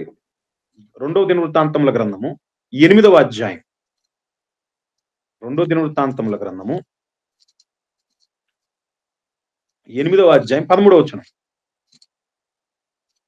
మోషే ఇచ్చిన ఆజ్ఞను బట్టి అమావాస్యల ఎందును నియామక కాలంలో ఎందును సంవత్సరమునకు ముమ్మారు జరుగు పండుగల ఎందును అనగా పులియని రొట్టెల పండుగ ఎందును వారముల పండుగ ఎందును పర్ణశాలల పండుగ ఎందును యెహోవాకు దహన బలులు అర్పించుచూ వచ్చెను. అదండి, మీకు అర్థమైంది కదండి. ఆ దినమున ఇశ్రాయేలీలు అందరూ విశ్రాంతి దినమున ఏం చేసేవాళ్ళట? వాళ్ళు దహన బలులు అర్పించేటటువంటి వారు దేవునికి. మీకు అర్థమవుతుంది కదండి. లేదండి నేటికి విశ్రాంతి దినం ఉందని వాదించేటటువంటి వాళ్ళు కొంతమంది ఉంటారు. శనివారమే మనం కూడుకోవాలనేటటువంటి గ్యాంగ్ ఉన్నారండి ఇప్పటికీ, ఈనాటి కాలంలో కూడా ఉన్నారు. ఆ గ్యాంగ్ చెప్పండి మీరు, నాయన శనివారమే కూడుకోవాలని అంటున్నావు, మరి శనివారం ఆనాటి కాలంలో దహన బలులు అర్పించేవాళ్ళు కదా, ఇప్పుడు నువ్వు ఏ బలు అర్పిస్తున్నావు? ఆదివారం 1 కేజీ మటన్ తెచ్చుకోవడానికి నీ దగ్గర దికానా లేదు డబ్బులకి. అర్థమవుతుంది కదండి. కానీ శనివారం మనం ఏం చేయాలి? శనివారం మాత్రమే కూడుకోవాలి, మనం శనివారం మాత్రమే కూడుకోవాలి. ఇప్పుడు విశ్రాంతి దినం అనేది శనివారం అని మాట్లాడుతున్నటువంటి వాళ్ళు ఉన్నారే, వాళ్ళకి చెప్పండి అసలు ముందు నాయన ఆ శనివారం విశ్రాంతి దినం అనేది ఒకప్పుడు ఇచ్చింది ఎవరికో తెలిసేది, ఇశ్రాయేలీలకు ఇచ్చాడు. మీకు పాయింట్ అర్థమవుతుందో లేదో? ఆ దినమున వాళ్ళు ఏం చేయాలి అని అంటే వాళ్ళను వాళ్ళు పరిశుద్ధపరుచుకోవాలి. దేవునికి దహన బలిని అర్పించాలి, పరిశుద్ధపరచుకోవాలి. దహన బలులు అర్పించాలి. ఈ భూ సంబంధమైనటువంటి వాళ్ళ పనిపాట్లు వ్యాపారాలు ఏవైతే ఉన్నాయో వాటన్నిటికీ దూరంగా ఉండాలి. దీనిని బట్టి మీకు ఏం అర్థమవుతుంది చెప్పండి? ఆయన ఎందుకు ఇచ్చాడయ్యానంటే ఇదిగో నిత్యమైనటువంటి విశ్రాంతి ఒకటి ఉన్నది, అందులోనికి వెళ్ళాలనంటే దేవుడు మన నుంచి ఆశించేటటువంటి మరి ఆ కార్యములు మన నుండి ఆశించేటటువంటివి లేదా మనం జరిగించవలసినటువంటి ఆ కార్యములు ఏవైతే ఉన్నాయో ఆ కార్యములను మనం పూర్తి చేయబద్దులమై ఉన్నాం. మన పరిశుద్ధతను మనం కాపాడుకుంటూ ఆ పనిని మనం పూర్తి చేయబద్దులమై ఉన్నాము. పరిశుద్ధుడైనటువంటి ఆయన యొద్దకు ఇదిగో నిత్యము ఉండటానికి మనం వెళ్ళబద్దులమై ఉన్నాము అనేటటువంటి ప్రాముఖ్యమైనటువంటి విషయం ఏదైతే ఉందో అది గ్రహించలేదు ఇశ్రాయేలీలు. గ్రహించకుండా ధర్మశాస్త్రాన్ని మీరుతూ వాళ్ళకిష్టమైనట్టుగా వాళ్ళు బ్రతుకుతూ ఏదో ఆచారంగా వచ్చేస్తున్నారు అంతే. ఈరోజు మన క్రైస్తవులు ఆదివారం వచ్చేస్తున్నట్టుగా వచ్చేస్తున్నారు వాళ్ళు కూడా. అర్థమవుతుంది కదండి. క్రైస్తవుల్లో కూడా చాలా మంది ఆదివారం ఏదో ఆదివారం వచ్చింది కాబట్టి వెళ్ళాలని వచ్చేటటువంటి వాళ్ళే. ఆ వచ్చినటువంటి వాళ్ళు కూడా తప్పుగా భావించకండి, ఉన్న వాస్తవం చెప్తున్నాను నేను. ఒకవేళ మీ మనసుకి గాయమైనా ఎంతవరకు నిజం మాట్లాడాను అన్నది మీరు ఆలోచించుకోండి. వారంలో ఏ రోజు పట్టుమని ఒక 10 నిమిషాలు దేవుడికి ప్రార్థన చేసుకోరండి. కనీసం పట్టుమని ఒక 10 నిమిషాలు బైబుల్ చదవరండి. 6 రోజులు వాళ్ళ కోసమే.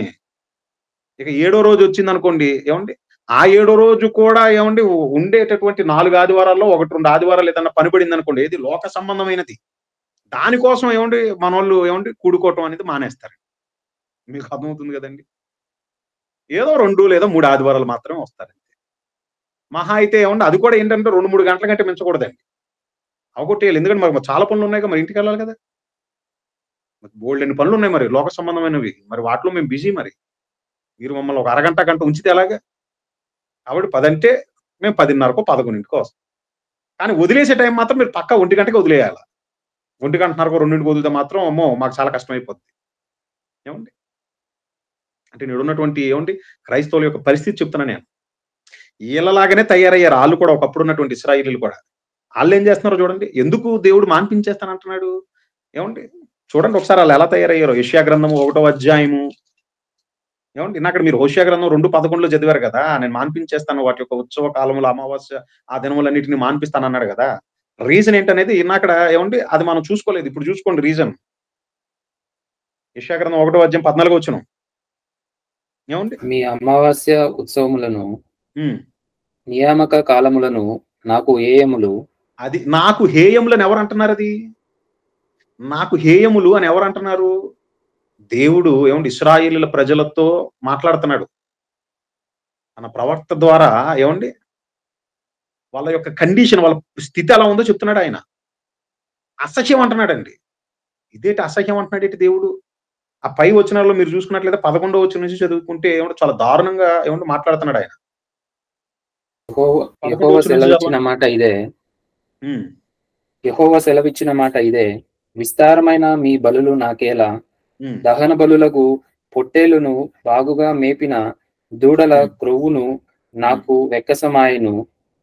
కోడేల రక్తమందైనను గొర్రెపిల్లల రక్తమందైనను మేకపోతుల రక్తమందైనను నాకిష్టము లేదు. నా సన్నిధిని కనపడవలెనని మీరు వచ్చుచున్నారే, నా ఆవరణములను త్రొక్కుటకు మిమ్మును రమ్మన్నవాడెవడు? మీ నైవేద్యము ఎవడరా మిమ్మల్ని రమ్మన్నాడు నా సన్నిధికి అంటున్నాడండి. మీకు అర్థమవుతుందా? ఆ లాంగ్వేజ్ అదే, ఆయన రాయించింది అదే. ఎవడరా నా సన్నిధికి మిమ్మల్ని రమ్మని అంటుంది. అసలు ఫస్ట్ ఆఫ్ ఆల్ నేను ఏమన్నా రమ్మంటున్నానా? అసలు మీరు వస్తున్నారే నాకు అసహ్యంగా ఉంది అంటున్నాడండి ఆయన. ఎందుకని? ఎందుకనంటే దేవుడు ఏదైతే చెప్పాడో అది చేయట్లేదు వాళ్ళు. వాళ్ళని ఎలాగైతే చూడకూడదు అనుకున్నాడో అలాగే తయారయ్యారు వాళ్ళు ఇశ్రాయేలీయులు. అలా తయారయ్యి ఏమండి దేవుని సన్నిధికి వచ్చేస్తున్నారు. రావడానికైతే వచ్చేస్తున్నారు, విశ్రాంతి దినాన్ని వచ్చేస్తున్నారు. వచ్చి ఏమంటే బలులు అవన్నీ అర్పిస్తుంటే ఆయన ఏమంటున్నాడు అంటే నాకు అసహ్యంగా ఉంది అంటున్నాడు. అందుకనే ఏమంటే ఆ కొన్ని వచనాలను నేను చదువుతున్నాను చూడండి. అది నాకు అసహ్యము పుట్టించు ధూపార్పణము, దానినిక తేకుడి, అమావాస్యయు విశ్రాంతి దినమును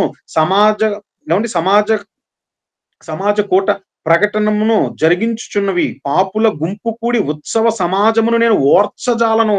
మీరు అందరు కలిసి వస్తుంటే నాకు ఎలా ఉందో తెలుసా? పాపులందరూ గుంపు కూడి వస్తే ఎలా ఉంటుందో నాకు అలా ఉంది అంటున్నాడు ఆయన. అర్థమవుతుంది కదండి. పాపుల గుంపు కూడిన ఉత్సవ సమాజమును నేను ఓర్చజాలను. తేకండి అసలు మీవేవి తీసుకురావద్దు అసలు అంటున్నాడు. అంటే అసహ్యించుకుంటున్నాడు ఆయన. కారణం ఏంటంటే చెడిపోయారండి ఇశ్రాయేలీయులు. వాళ్ళు ఎలా చెడిపోయారో తెలుసా? వాళ్ళ ఇన్నర్ ఫీలింగ్ ఎలా ఉందో తెలుసా? ఆమోసు గ్రంథంలో చెప్తాడు చూడండి. ఆమోసు గ్రంథము 8వ అధ్యాయము, ఆమోసు గ్రంథము 8వ అధ్యాయము 5వ వచనం చూడండి ఒకసారి. తూము చిన్నదిగాను చేసి దొంగత్రాసు చేసి మనము ధాన్యమును అమ్మునట్లు అమావాస్య ఎప్పుడైపోవునో మనము గోధుమలను అమ్మకము చేయనట్లు విశ్రాంతి దినము ఎప్పుడు గతించిపోవునో అని చెప్పుకుని వారులారా. ఏమనుకుంటున్నారంటే అయ్యో మన వ్యాపారానికి పెద్ద దెబ్బడిపోయిందే, ఈ విశ్రాంతి దినాన్ని మనం ఏ పని చేయకూడదు కదా, అసలు ఈ విశ్రాంతి దినం ఎప్పుడు అయిపోతుందో. ఇప్పుడు మీకు అర్థమైంది కదండి. ఆల్రెడీ 6 రోజులు నీ పనిలోనే ఉన్నావు కదా, 7వ రోజు నువ్వు దేవుడి కోసం కేటాయించలేవా? ఆ 7వ దినాన్ని కూడా ఏమనుకుంటున్నాడట వాడు, ఈ విశ్రాంతి దినం ఎప్పుడైపోతుందో, ఈ అమావాస్య ఎప్పుడైపోతుందో. కొన్ని నువ్వు చేసే వ్యాపారమైన న్యాయంగా చేస్తున్నావు అంటే నువ్వు చేసేదంతా అన్యాయం, అక్కడ మోసం చేస్తున్నావు. అదే చెప్తున్నాడు ఆయన 5వ వచనంలో. తూము చిన్నదిగాను రూపాయి ఎక్కువదిగాను చేసి దొంగత్రాసు చేసి అంటే అడ్డగోలుగా సంపాదిస్తూ పైపెచ్చు ఈ విశ్రాంతి దినం ఒకటి మాకు మధ్యలో అడ్డుగా. వ్యాపారం చేసుకోవటానికి వీలు లేకుండా. చూశారు కదా వాళ్ళ పరిస్థితి ఎలా అయిపోయిందో. ఆ 4వ వచనంలో కూడా చెప్తున్నాడు చూడండి, దేశమందు బీదలను మింగివేయను, దరిద్రులను మాపివేయును కోరువారలారా. ఇంకా ఏమండి 6వ వచనంలో చెప్తున్నాడు చూడండి, దరిద్రులను వెండికి కొనున్నట్లు. ఏమండి అంటే చెడిపోయారండి ఇశ్రాయేలీలు. చివరికి ఏమంటే దేవుడికి ఏమంటే ఇవ్వాల్సినటువంటి ఆ సమయం ఏదైతే ఉన్నదో దాని గురించి బాధపడుతున్నారు. ఈ విశ్రాంతి దినం ఎప్పుడు వెళ్ళిపోతుందో, ఈ అమావాస్య ఎందుకు వచ్చిందో మధ్యలో, వ్యాపారానికి డిస్టర్బెన్స్ ఇది మనకి పెద్దగా. అందుకని దేవుడు బాధపడుతున్నాడండి. ఒక్కడికి కూడా భయము భక్తి లేదు. ఏదో రావాలన్నటువంటి మరి ఒక ఆచారంగా మీరైతే వస్తున్నారు. కానీ మీరు వచ్చి మీరు అర్పిస్తున్నటువంటి ఆ బలులు ఉన్నాయే, నాకు వెక్కసం. మీరందరూ గుంపు కూడా వస్తుంటే భక్తుల గుంపు కూడా వచ్చినట్టుగా లేదు నాకు. పాపుల గుంపు అంతా చేరుకున్నట్టుగా ఉంది. అందుకని అంటున్నాడు దేవుడు, ఎందు నిమిత్తం నేను ఇచ్చానో అది మీకు అర్థం కాకుండా దానిలో ఉన్నటువంటి ప్రాముఖ్యత మీరు తెలుసుకోనప్పుడు మీరు కూడుకోవటం మూలంగా వచ్చేటటువంటి ఉపయోగం ఏంటి? కనుకనే ఏమంటే దాన్ని తీసివేశాడండి. ప్రియమైనటువంటి దేవుని వర్లారా, మహనీయుడైనటువంటి యేసుక్రీస్తుల ప్రభువారు ఏమండి అందుకనే ఏమండి దానిని తీసివేశాడు. విశ్రాంతి దినమున ఏమండి ఆయన స్వస్థపరిచినట్లుగా ఉంటుంది, విశ్రాంతి దినాన్ని మీరినట్లుగా ఉంటుంది. మనకి పైపెచ్చి చెప్తున్నాడు, దినం అనేది మనిషి కోసమే గాని మనిషి దినం కోసం కాదు. ఆ మాటకు వస్తే విశ్రాంతి దినానికి ఇదిగో నేను ప్రభువునని అంటున్నాడు ఆయన. మీకు అర్థమవుతుందా? మరి నేడున్నటువంటి క్రైస్తవులు, నాడున్నటువంటి ఇశ్రాయేలీలకే దేవుడు తీసేస్తే నేడున్నటువంటి క్రైస్తవులు కూడా విశ్రాంతి దినం అనేది మనకి వర్తిస్తుందని అనుకోవటమే తప్పు. పైపెచ్చు మళ్ళీ దాని గురించి గొడవ, అది ఆదివారం అని లేదు అది శనివారం అని. ఇప్పుడు మీకు అర్థమైందా? అసలు క్రైస్తవుడిగా నీకెక్కడుంది విశ్రాంతి? విశ్రాంతి లేకుండా నీ దేవుని కోసం నువ్వు అలసిపోవలసిన వాడివై ఉన్నావు. దేవుని పనిలో దేవుడు నీకు ఇచ్చినటువంటి అవయవాలను నువ్వు అరగదీయవలసినటువంటి వాడివై ఉన్నావు. దేవుని యొక్క చిత్తం నీ పట్ల ఏదైతే ఉన్నదో దాన్ని జరిగించుకున్న ఆత్మలను దేవుని కోసం సంపాదించి అప్పుడు వెళ్ళాలి నువ్వు. దేవుడు అనుగ్రహించు నిత్య జీవములోనికి, విశ్రాంతిలోనికి. ఆ మాటనే హెబ్రీలకు రాసినటువంటి పత్రికలో చెప్తున్నాడు చూడండి. హెబ్రీలకు రాసినటువంటి పత్రిక 4వ అధ్యాయం. ఇప్పుడు రండి, హెబ్రీలకు రాసిన పత్రిక 4వ అధ్యాయము ఏమండి అందులో 9-10 వచనాలు. కాబట్టి ఎందుకనగా దేవుడు తన కార్యములను ముగించి విశ్రమించిన ప్రకారము ఆయన యొక్క విశ్రాంతిలో ప్రవేశించిన వాడు కూడా తన కార్యములను ముగించి విశ్రమించును. అది ఇప్పుడు మీకు అర్థమైంది కదండి. 9-10 వచనాలు ఎంత స్పష్టంగా చెప్తున్నాడు ఆయన. కాబట్టి దేవుని ప్రజలకు విశ్రాంతి నిలిచి ఉన్నది. ఎందుకనగా దేవుడు తన కార్యములను ముగించి విశ్రమించిన ప్రకారము ఆయన యొక్క విశ్రాంతిలో ప్రవేశించువాడు కూడా తన కార్యములను ముగించి విశ్రమించును. మీకు అర్థమైంది కదండి. అందుకని పనంతా పూర్తయిన తర్వాత అప్పుడు యేసుక్రీస్తుల ప్రభువారు చెప్తున్నారు, ఏమని అంటున్నారు తెలుసా? సమాప్తమై ఉన్నది. 6వ మాట శిలువ మీద. 7వ మాట ఫైనల్ మాట ఏంటో తెలుసా? పని పూర్తయిపోయింది. పని పూర్తయిపోయింది. కాబట్టి ఇప్పుడు విశ్రాంతి కావాలి. తండ్రి నా ఆత్మను నీకు అప్పగించుకొనుచున్నాను. ఇప్పుడు మీకు అర్థమైంది కదండి. ఇప్పుడు మీకు క్లారిటీ వచ్చి ఉంటది. ప్రియమైనటువంటి దేవుని వర్లారా, పౌలు గారు ఖండాలను దాటుకొని ఎందుకు వెళ్ళాడు తెలుసా? సమయం అనక అసమయం అనక చెరసాలలో ఉన్న కూడా ఏమండి పత్రికలను రాస్తూ అపోస్తులు కానివ్వండి, ప్రారంభ శతాబ్దంలో ఉన్నటువంటి క్రైస్తవులు కానీ ప్రతిదినము దేవాలయములోను అలాగే ఇంటింటను ఏమంటూ కూడుట మానక యేసే క్రీస్తుని ప్రకటించుచు రొట్టె విరుచుట యందును ప్రార్థించుట యందును ఎడతెగకున్నారండి. మరి మనం వారంలో ఒక రోజు ఆదివారం, అది కూడా ఏమండి వీలైతే వస్తాం, లేకపోతే రాం. మనం ఖచ్చితంగా రావాలంటే అయితే అవసరమైనా పడాలి ఏమండి, లేదా అనారోగ్యమైనా రావాలి. అంతే కదండి. మనకి దేవుడు ఎప్పుడు గుర్తొస్తాడు? అయితే అవసరం, లేకపోతే అనారోగ్యం. అంతే. లేకపోతే దేవుడు గుర్తొస్తాడు మనకి? దేవుడు గుర్తురాడు. 100కి ఏమంటే 95% ఏమంటే 95% క్రైస్తవుల పరిస్థితి అలాగే ఉంది. ఒకప్పుడు ఉన్నటువంటి ఏమంటే ఇశ్రాయేలీయులకు నేడున్నటువంటి ఏమంటే ఈ క్రైస్తవులకు తేడా ఏం లేదండి. మీకు అర్థమవుతుందో లేదు. కానీ ప్రియమైనటువంటి దేవుని వర్లారా, విశ్రాంతి దినాన్ని దేవుడు ఇవ్వటం వెనకాల ఉన్న ఉద్దేశం ఏంటంటే, నాయన నిత్యమైనటువంటి విశ్రాంతి, నెమ్మది నీకు ఒకటి ఉంది. నిత్య జీవం అనేది ఒకటి ఉంది. అయితే ఆ నిత్య జీవాన్ని నువ్వు పొందుకోవాలంటే ఏం చేయాలో తెలుసా? నీ కార్యములన్నిటినీ ముగించి నువ్వు విశ్రాంతిలోనికి రావాల్సిన వాడవై ఉన్నావు. పాపపు భారం మోసేటటువంటి నీవు ఆ పాపపు భారాన్ని నువ్వు తొలగించుకొని ఇదిగో సువార్త భారం అనేటటువంటి ఆ భారం ఏదైతే ఉన్నదో అది నువ్వు కలిగి ఆత్మల భారాన్ని కలిగి ఆత్మల రక్షణార్థమై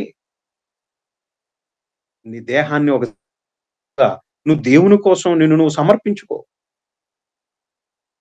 ముందుగా సిద్ధపరిచిన సత్క్రియలు ఉన్నాయే, వాక్య సంబంధమైనటువంటి పనులు, అవి చేయుటకై నువ్వు ఇప్పుడు క్రీస్తు నూతన సృష్టివి నువ్వు. కాబట్టి నీకెక్కడుంది ఇక్కడ విశ్రాంతి భూమి మీద? విశ్రాంతి లేకుండా నువ్వు అలిసిపోవాలి దేవుని కోసం. అప్పుడు ప్రవేశించు. నీ పరిశుద్ధతను నువ్వు కాపాడుకుంటూ, ఏ పని నిమిత్తం అయితే ఏ పరిశుద్ధమైనటువంటి పని నీ ద్వారా జరగాలని దేవుడు కోరుకున్నాడో ఆ పరిశుద్ధమైనటువంటి పనిని, నీ పరిశుద్ధతను కాపాడుకుంటూ నువ్వు జరిగించిన నాడు అప్పుడు నీకు విశ్రాంతి. అంతే కదండి. విశ్రాంతి ఎవరికి అవసరం చెప్పండి? బాగా అలిసిపోయినోడికి విశ్రాంతి అవసరం. పొద్దుగూకులు తినేసి పడుకుంటున్నవాడు నాకు ఇంకా విశ్రాంతి కావాలి, ఇంకా విశ్రాంతి కావాలంటున్నాడు అనుకోండి, ఏమంటాం మనం? ఇప్పుడు దాకా నువ్వు చేసింది అదే కదరా అంటాం మనం. అవునా కాదా? ఏమంటే అలిసిపోయినోడికి విశ్రాంతి అవసరం. మరి ఎవడు దేవుని యొక్క విశ్రాంతిలోనికి ఎవడు వెళ్తాడు? పరిశుద్ధతను కాపాడుకుంటూ పరిశుద్ధమైనటువంటి పనిని ఏమండి ఎవడైతే యథార్థంగా దేవుని కోసం ఏమండి అలుపు పెరగక ఏమండి దానిని జరిగిస్తాడో అట్టివాడికి విశ్రాంతి.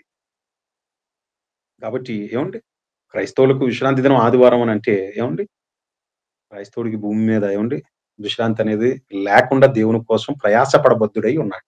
తన పనిని ముగించిన తర్వాత అప్పుడు నిత్యమైనటువంటి విశ్రాంతిలోనికి వెళ్ళవలసినటువంటి వాడై ఉన్నాడు. నాకు అర్థమైంది కదండి. మరొకప్పుడు విశ్రాంతి దినం అనేది ఉందంటే ఉంది. ఎవరికి? అది ఇశ్రాయేలులకు ఇవ్వబడింది. తర్వాత ఆయనే మాన్పించేస్తానన్నాడు. ఎందుకంటే ఎందుకు ఇచ్చాడో వాళ్ళకి తెలియదండి. ఏదో వస్తున్నారు ఏమండి, కొంతమంది అది కూడా ఏమండి రాకుండా ఏమండి అదొక అడ్డుగా భావిస్తున్నారు వాళ్ళ వ్యాపారాలకి ఏమండి, వాళ్ళ లోక సంబంధమైనటువంటి ఏమండి ఆ జీవన ఏమండి ఆ వ్యాపారంలో చిక్కుకొని.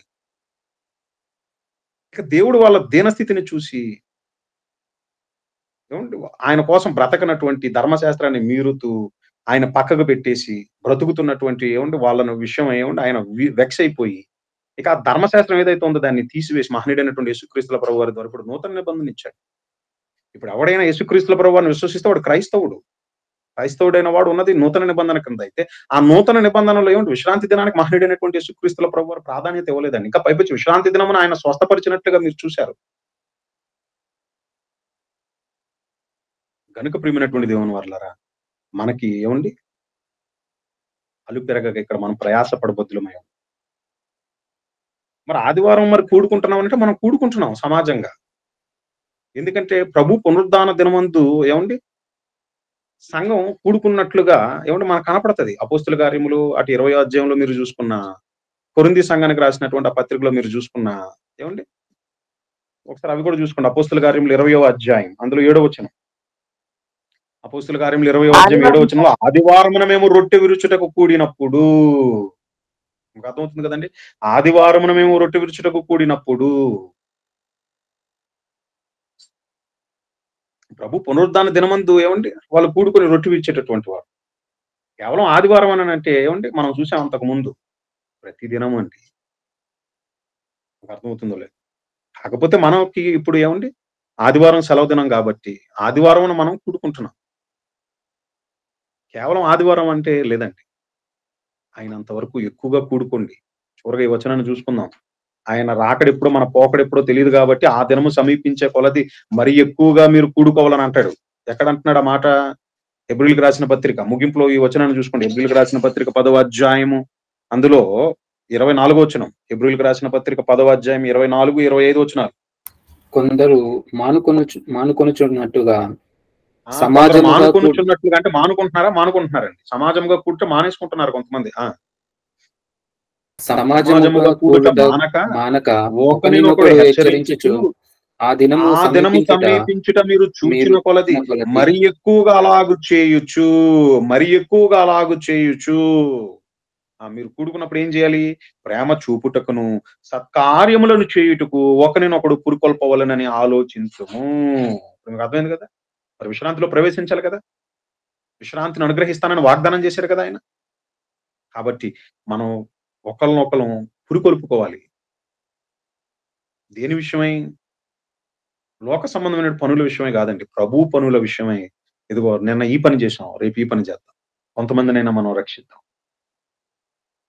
ఈ వాక్యాన్ని ఎలాగైనా సరే, ఈ సత్యవాక్యాన్ని ఎలాగైనా సరే జనాల్లోనికి మనం తీసుకుని వెళ్ళాలి. అందుకు నా వంతుగా ఇదిగో ఇలా చేద్దాం. ఈ పనిలో ఇదిగో ఈ కార్యక్రమం జరిగిద్దామా, ఓకే, అందులో నా వంతుగా ఇదిగో నేను చేసే పని ఇది అని ఎవరైతే అలా వాలంటీర్గా వచ్చి ప్రభు పనిలో ప్రయాస పడతారో, అలాగ ప్రయాసపడినటువంటి వారికండి విశ్రాంతి. 30 దినాలు కష్టపడినప్పుడు 1వ తారీఖు జీతం. 30 దినాలు నువ్వు కష్టపడకుండా, పనికే పోకుండా, డ్యూటీకే పోకుండా 1వ తారీఖు నాకు జీతం ఇవ్వమంటే ఎవడిస్తాడు? ఈ భూమి మీద ఉన్నటువంటి ఈ కంపెనీలే పని చేయకపోతే నీకు జీతం ఇవ్వనప్పుడు, దేవుని కోసం నువ్వు ఏమీ చేయకుండా నాకు నిత్య జీవం ఇచ్చే, నాకు నిత్యం విశ్రాంతిలో నీతో పాటు నేను ఆ పరలోకంలో ఉండేటటువంటి ఆ నెమ్మదిని నాకు ఇచ్చేసి, ఆ భాగ్యం నాకు ఇయ్యి అంటే ఎందుకు ఇస్తాడండి దేవుడు?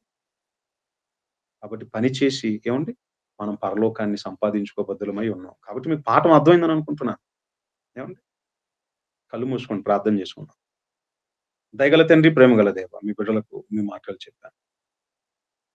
మీ విశ్రాంతిలోనికి మరి తండ్రి మేము ప్రవేశించలాగున మా కార్యములన్నిటినీ మరి తండ్రి మేము పూర్తి చేసే మరి తండ్రి నిత్య జీవాన్ని సంపాదించుకోబద్దులమై ఉన్నాం. పాపులుగా ఉన్నటువంటి మమ్మలను మీ ప్రియకుమారుని ద్వారా మరి తండ్రి పరిశుద్ధులుగా ఉండటానికి మీరు పిలిచారు, పరిశుద్ధ పరిచారు నాయన.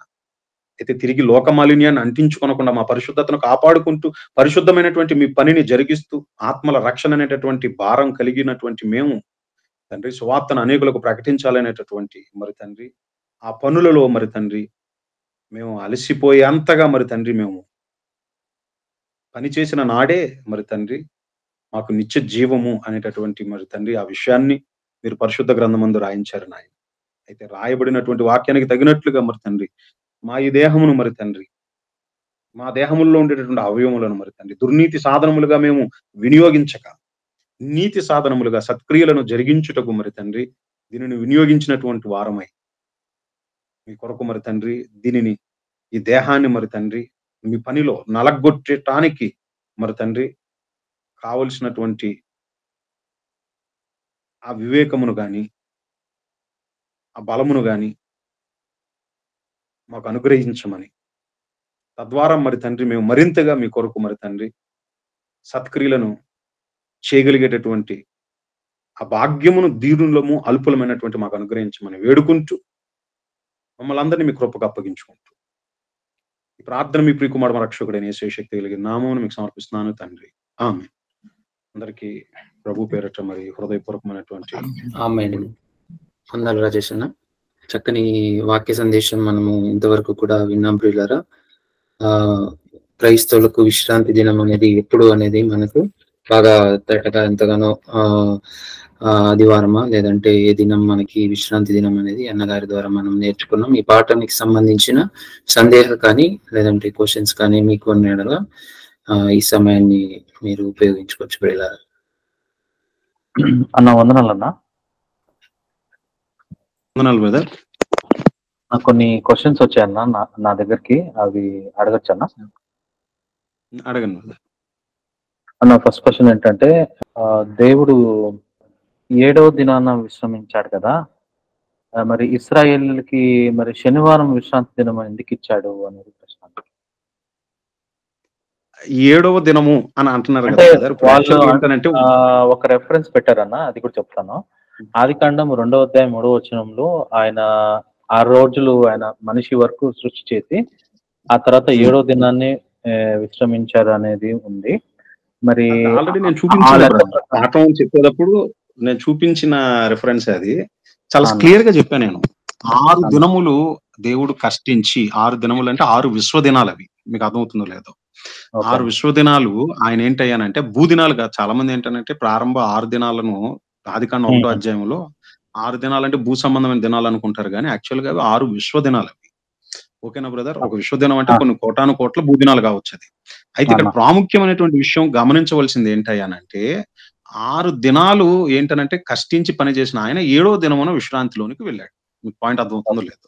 అందుకని పాఠం చెప్పేటప్పుడు చాలా క్లియర్ గా చెప్పాను ఏమని, 6 దినాలు అనేవి మీ భూమి అంటే ఒక మనిషి యొక్క భూమి మీద తన జీవిత కాలానికి అది సాదృశ్యంగా ఉంటే, ఈ పాయింట్ మీరు మరి క్యాచ్ చేశారో లేదో తెలియదు, పాఠం చెప్పేటప్పుడు నేను క్లియర్ గా చెప్పాను. అది 6 దినాల యొక్క 6 దినాలు అనేది దేనికి సాదృశ్యంగా ఉందని అంటే భూమి మీద ఒక మనిషి యొక్క జీవిత కాలానికి సాదృశ్యం అయితే, ఏడో దినాన ఆయన విశ్రాంతి దినంగా ఏదైతే మీరు ఆ దినమున ఏ పని చేయకూడదని అంటున్నాడో, అది దేనికి సాదృశ్యంగా ఉందనంటే, ఈ జీవితకాలం అయిపోయిన తర్వాత ఒక మనిషి మరి లోకాన్ని విడిచిపెట్టి విశ్రాంతిలోనికి వెళ్ళవలసిన వాడై ఉన్నాడు. అది నిత్య జీవానికి సాదృశ్యంగా ఇవ్వబడిందని చెప్పాను నేను పాఠం చెప్పేటప్పుడు. మరి క్యాచ్ చేసినట్లు లేదు. ఇకపోతే ఏడో దినం అంటే బ్రదర్ ఇప్పుడు యాక్చువల్‌గా ఏంటనంటే వీక్ స్టార్టింగ్ డే సండే అది యాక్చువల్‌గా. మీ పాయింట్ అర్థమవుతుందో లేదో. వీక్ స్టార్టింగ్ డే సండే అయితే మరి ఏడో దినం ఏ రోజు వస్తది చెప్పండి? అది శనివారం వస్తది. మీ పాయింట్ అర్థమైందా? వీక్ స్టార్టింగ్ డే సండే అయినప్పుడు మీకు ఆటోమేటిక్‌గా లాస్ట్ డే ఏమవుతది చెప్పండి? ఏడో రోజు సాటర్డే వస్తది.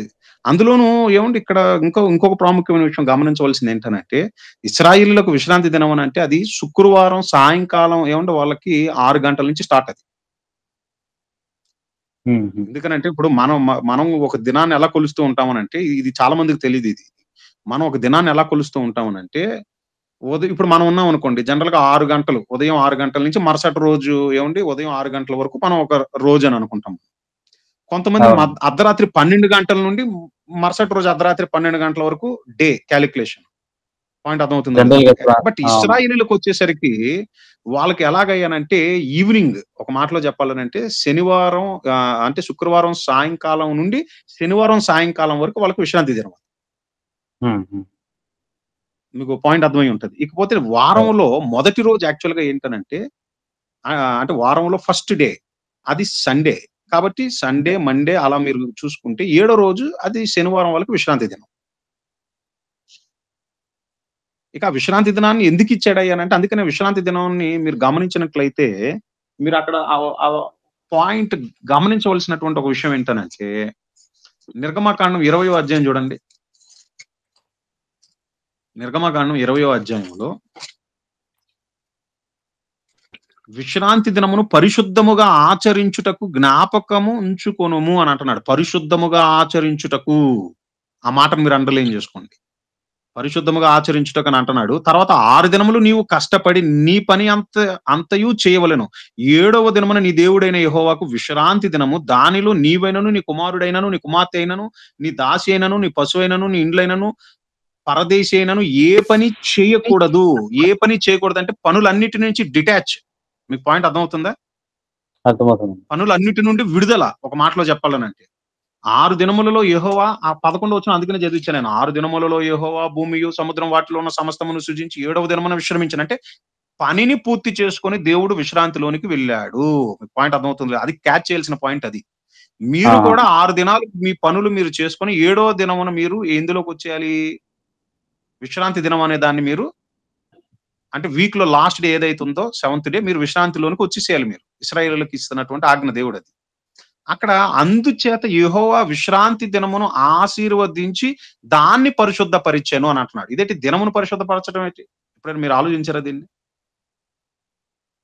అందుచేత యెహోవా విశ్రాంతి దినమును ఆశీర్వదించి దాన్ని పరిశుద్ధపరిచానంటే ఏంటి దాని అర్థం?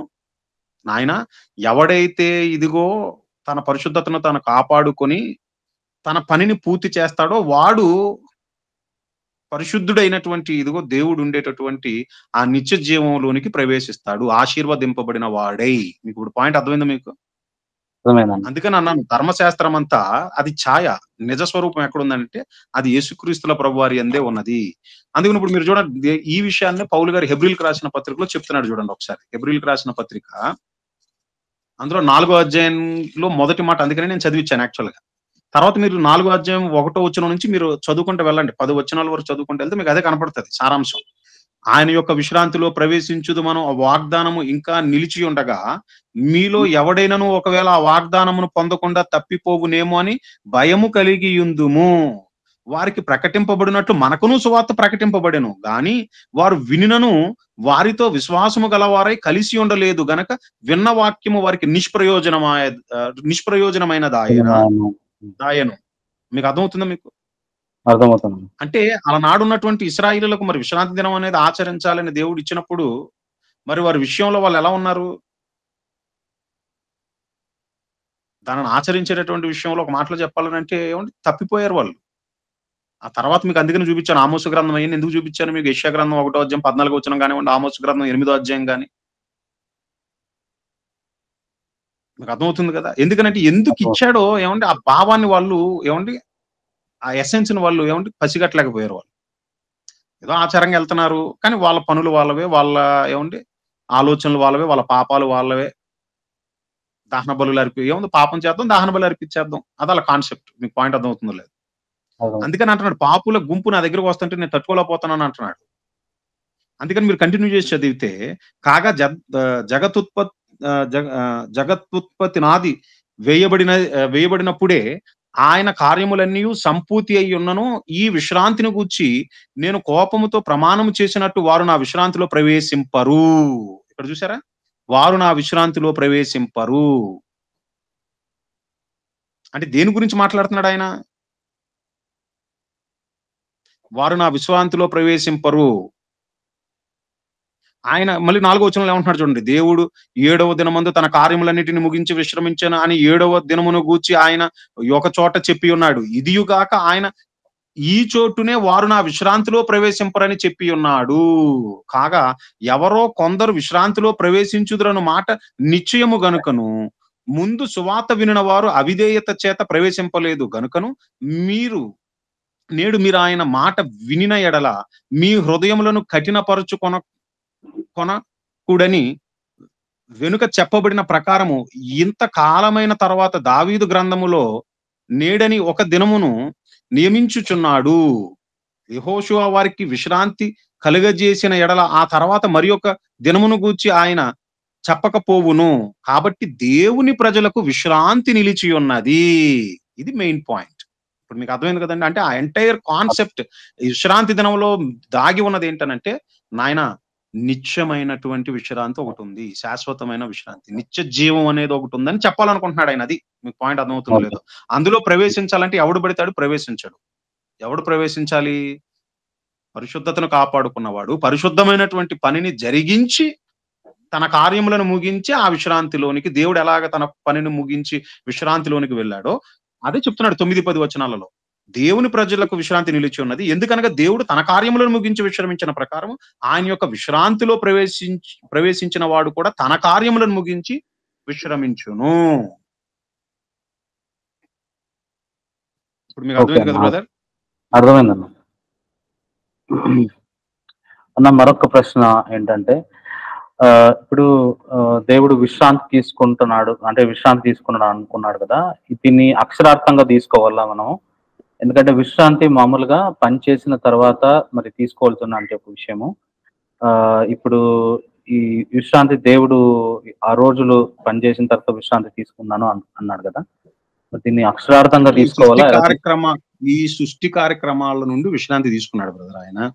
తర్వాత ఇంకా ఆయన కునుకడు నిద్రపోవడం ఉంది. మరి అది మీరు చూసారో లేదో పరిశుద్ధ గ్రంథంలో. ఇశ్రాయేలీయులను కాపాడేవాడు కునుకడు నిద్రపోడు. అర్థమవుతుందా మీకు? అర్థమవుతుంది. అలాగే యోహాను గారు రాసిన సువార్త 5వ అధ్యాయం చూడండి. పాపం ఆయన విశ్రాంతిలోకి వెళ్ళిపోయి పాపం ఏ పని లేకుండా ఉన్నాడని అనుకుంటున్నారేమో బహుశా. ఏమంటే ఒకసారి చూడండి మీరు లేఖనాలను. యోహాను గారు రాసిన సువార్త 5వ అధ్యాయం 18వ వచనం, యేసుక్రీస్తుల ప్రభువారు 17వ వచనం చూడండి. యేసుక్రీస్తుల ప్రభువారు ఏం చెప్తున్నారు?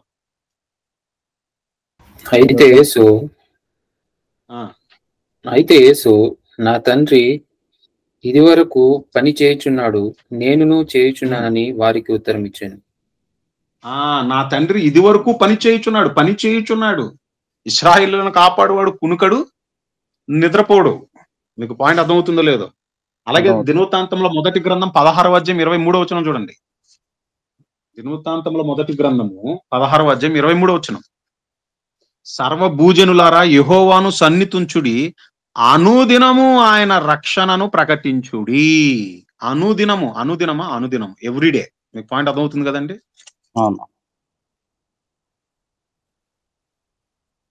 అలాగే యెషయా గ్రంథం 40వ అధ్యాయం 28వ వచనం చూడండి. యెషయా గ్రంథం 40వ అధ్యాయం 28వ వచనం. అందులో ఆయన ఏమని అంటున్నాడు చూడండి, బూదిగంతములను సృజించిన యెహోవా నిత్యుడగు దేవుడు, ఆయన సొమ్మసిల్లడు అలయడు, ఆయన జ్ఞానమును శోధించుట అసాధ్యము. ఆయన సొమ్మసిల్లడు అలయడు. ఇప్పుడు మీకు అర్థమైంది కదండి? అంటే ఈ సృష్టి కార్యక్రమాలను పూర్తి చేసుకుని విశ్రాంతిలోనికి వెళ్ళాడు ఆయన. ఇక తర్వాత విశ్రాంతిలోనే ఉన్నాడని అంటే ఏమండి, ఆయన పని చేయుచున్నాడు. నా తండ్రి ఇదివరకు పని చేయుచున్నాడు, నేనును పని చేస్తాను అంటున్నాడు యేసుక్రీస్తుల ప్రభువారు. ఇశ్రాయేలును కాపాడువాడు కునుకడు, నిద్రపోడు. నాకు అర్థమవుతుంది కదండి. అర్థమవుతుంది అన్న.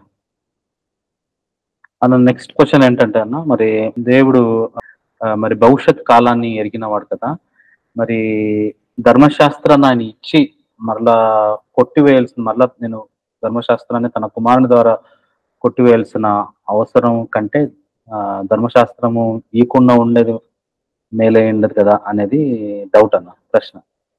పౌలు గారు ఏమంటే ఈ విషయాన్ని చెప్తున్నాడు చూడండి, గలతీలకు రాసిన పత్రికలో చెప్తున్నాడు, 3వ అధ్యాయం. గలతీలకు రాసిన పత్రికలో ఏమంటే ఒకసారి అందరు తీయాలి. గలతీలకు రాసిన పత్రిక 3వ అధ్యాయం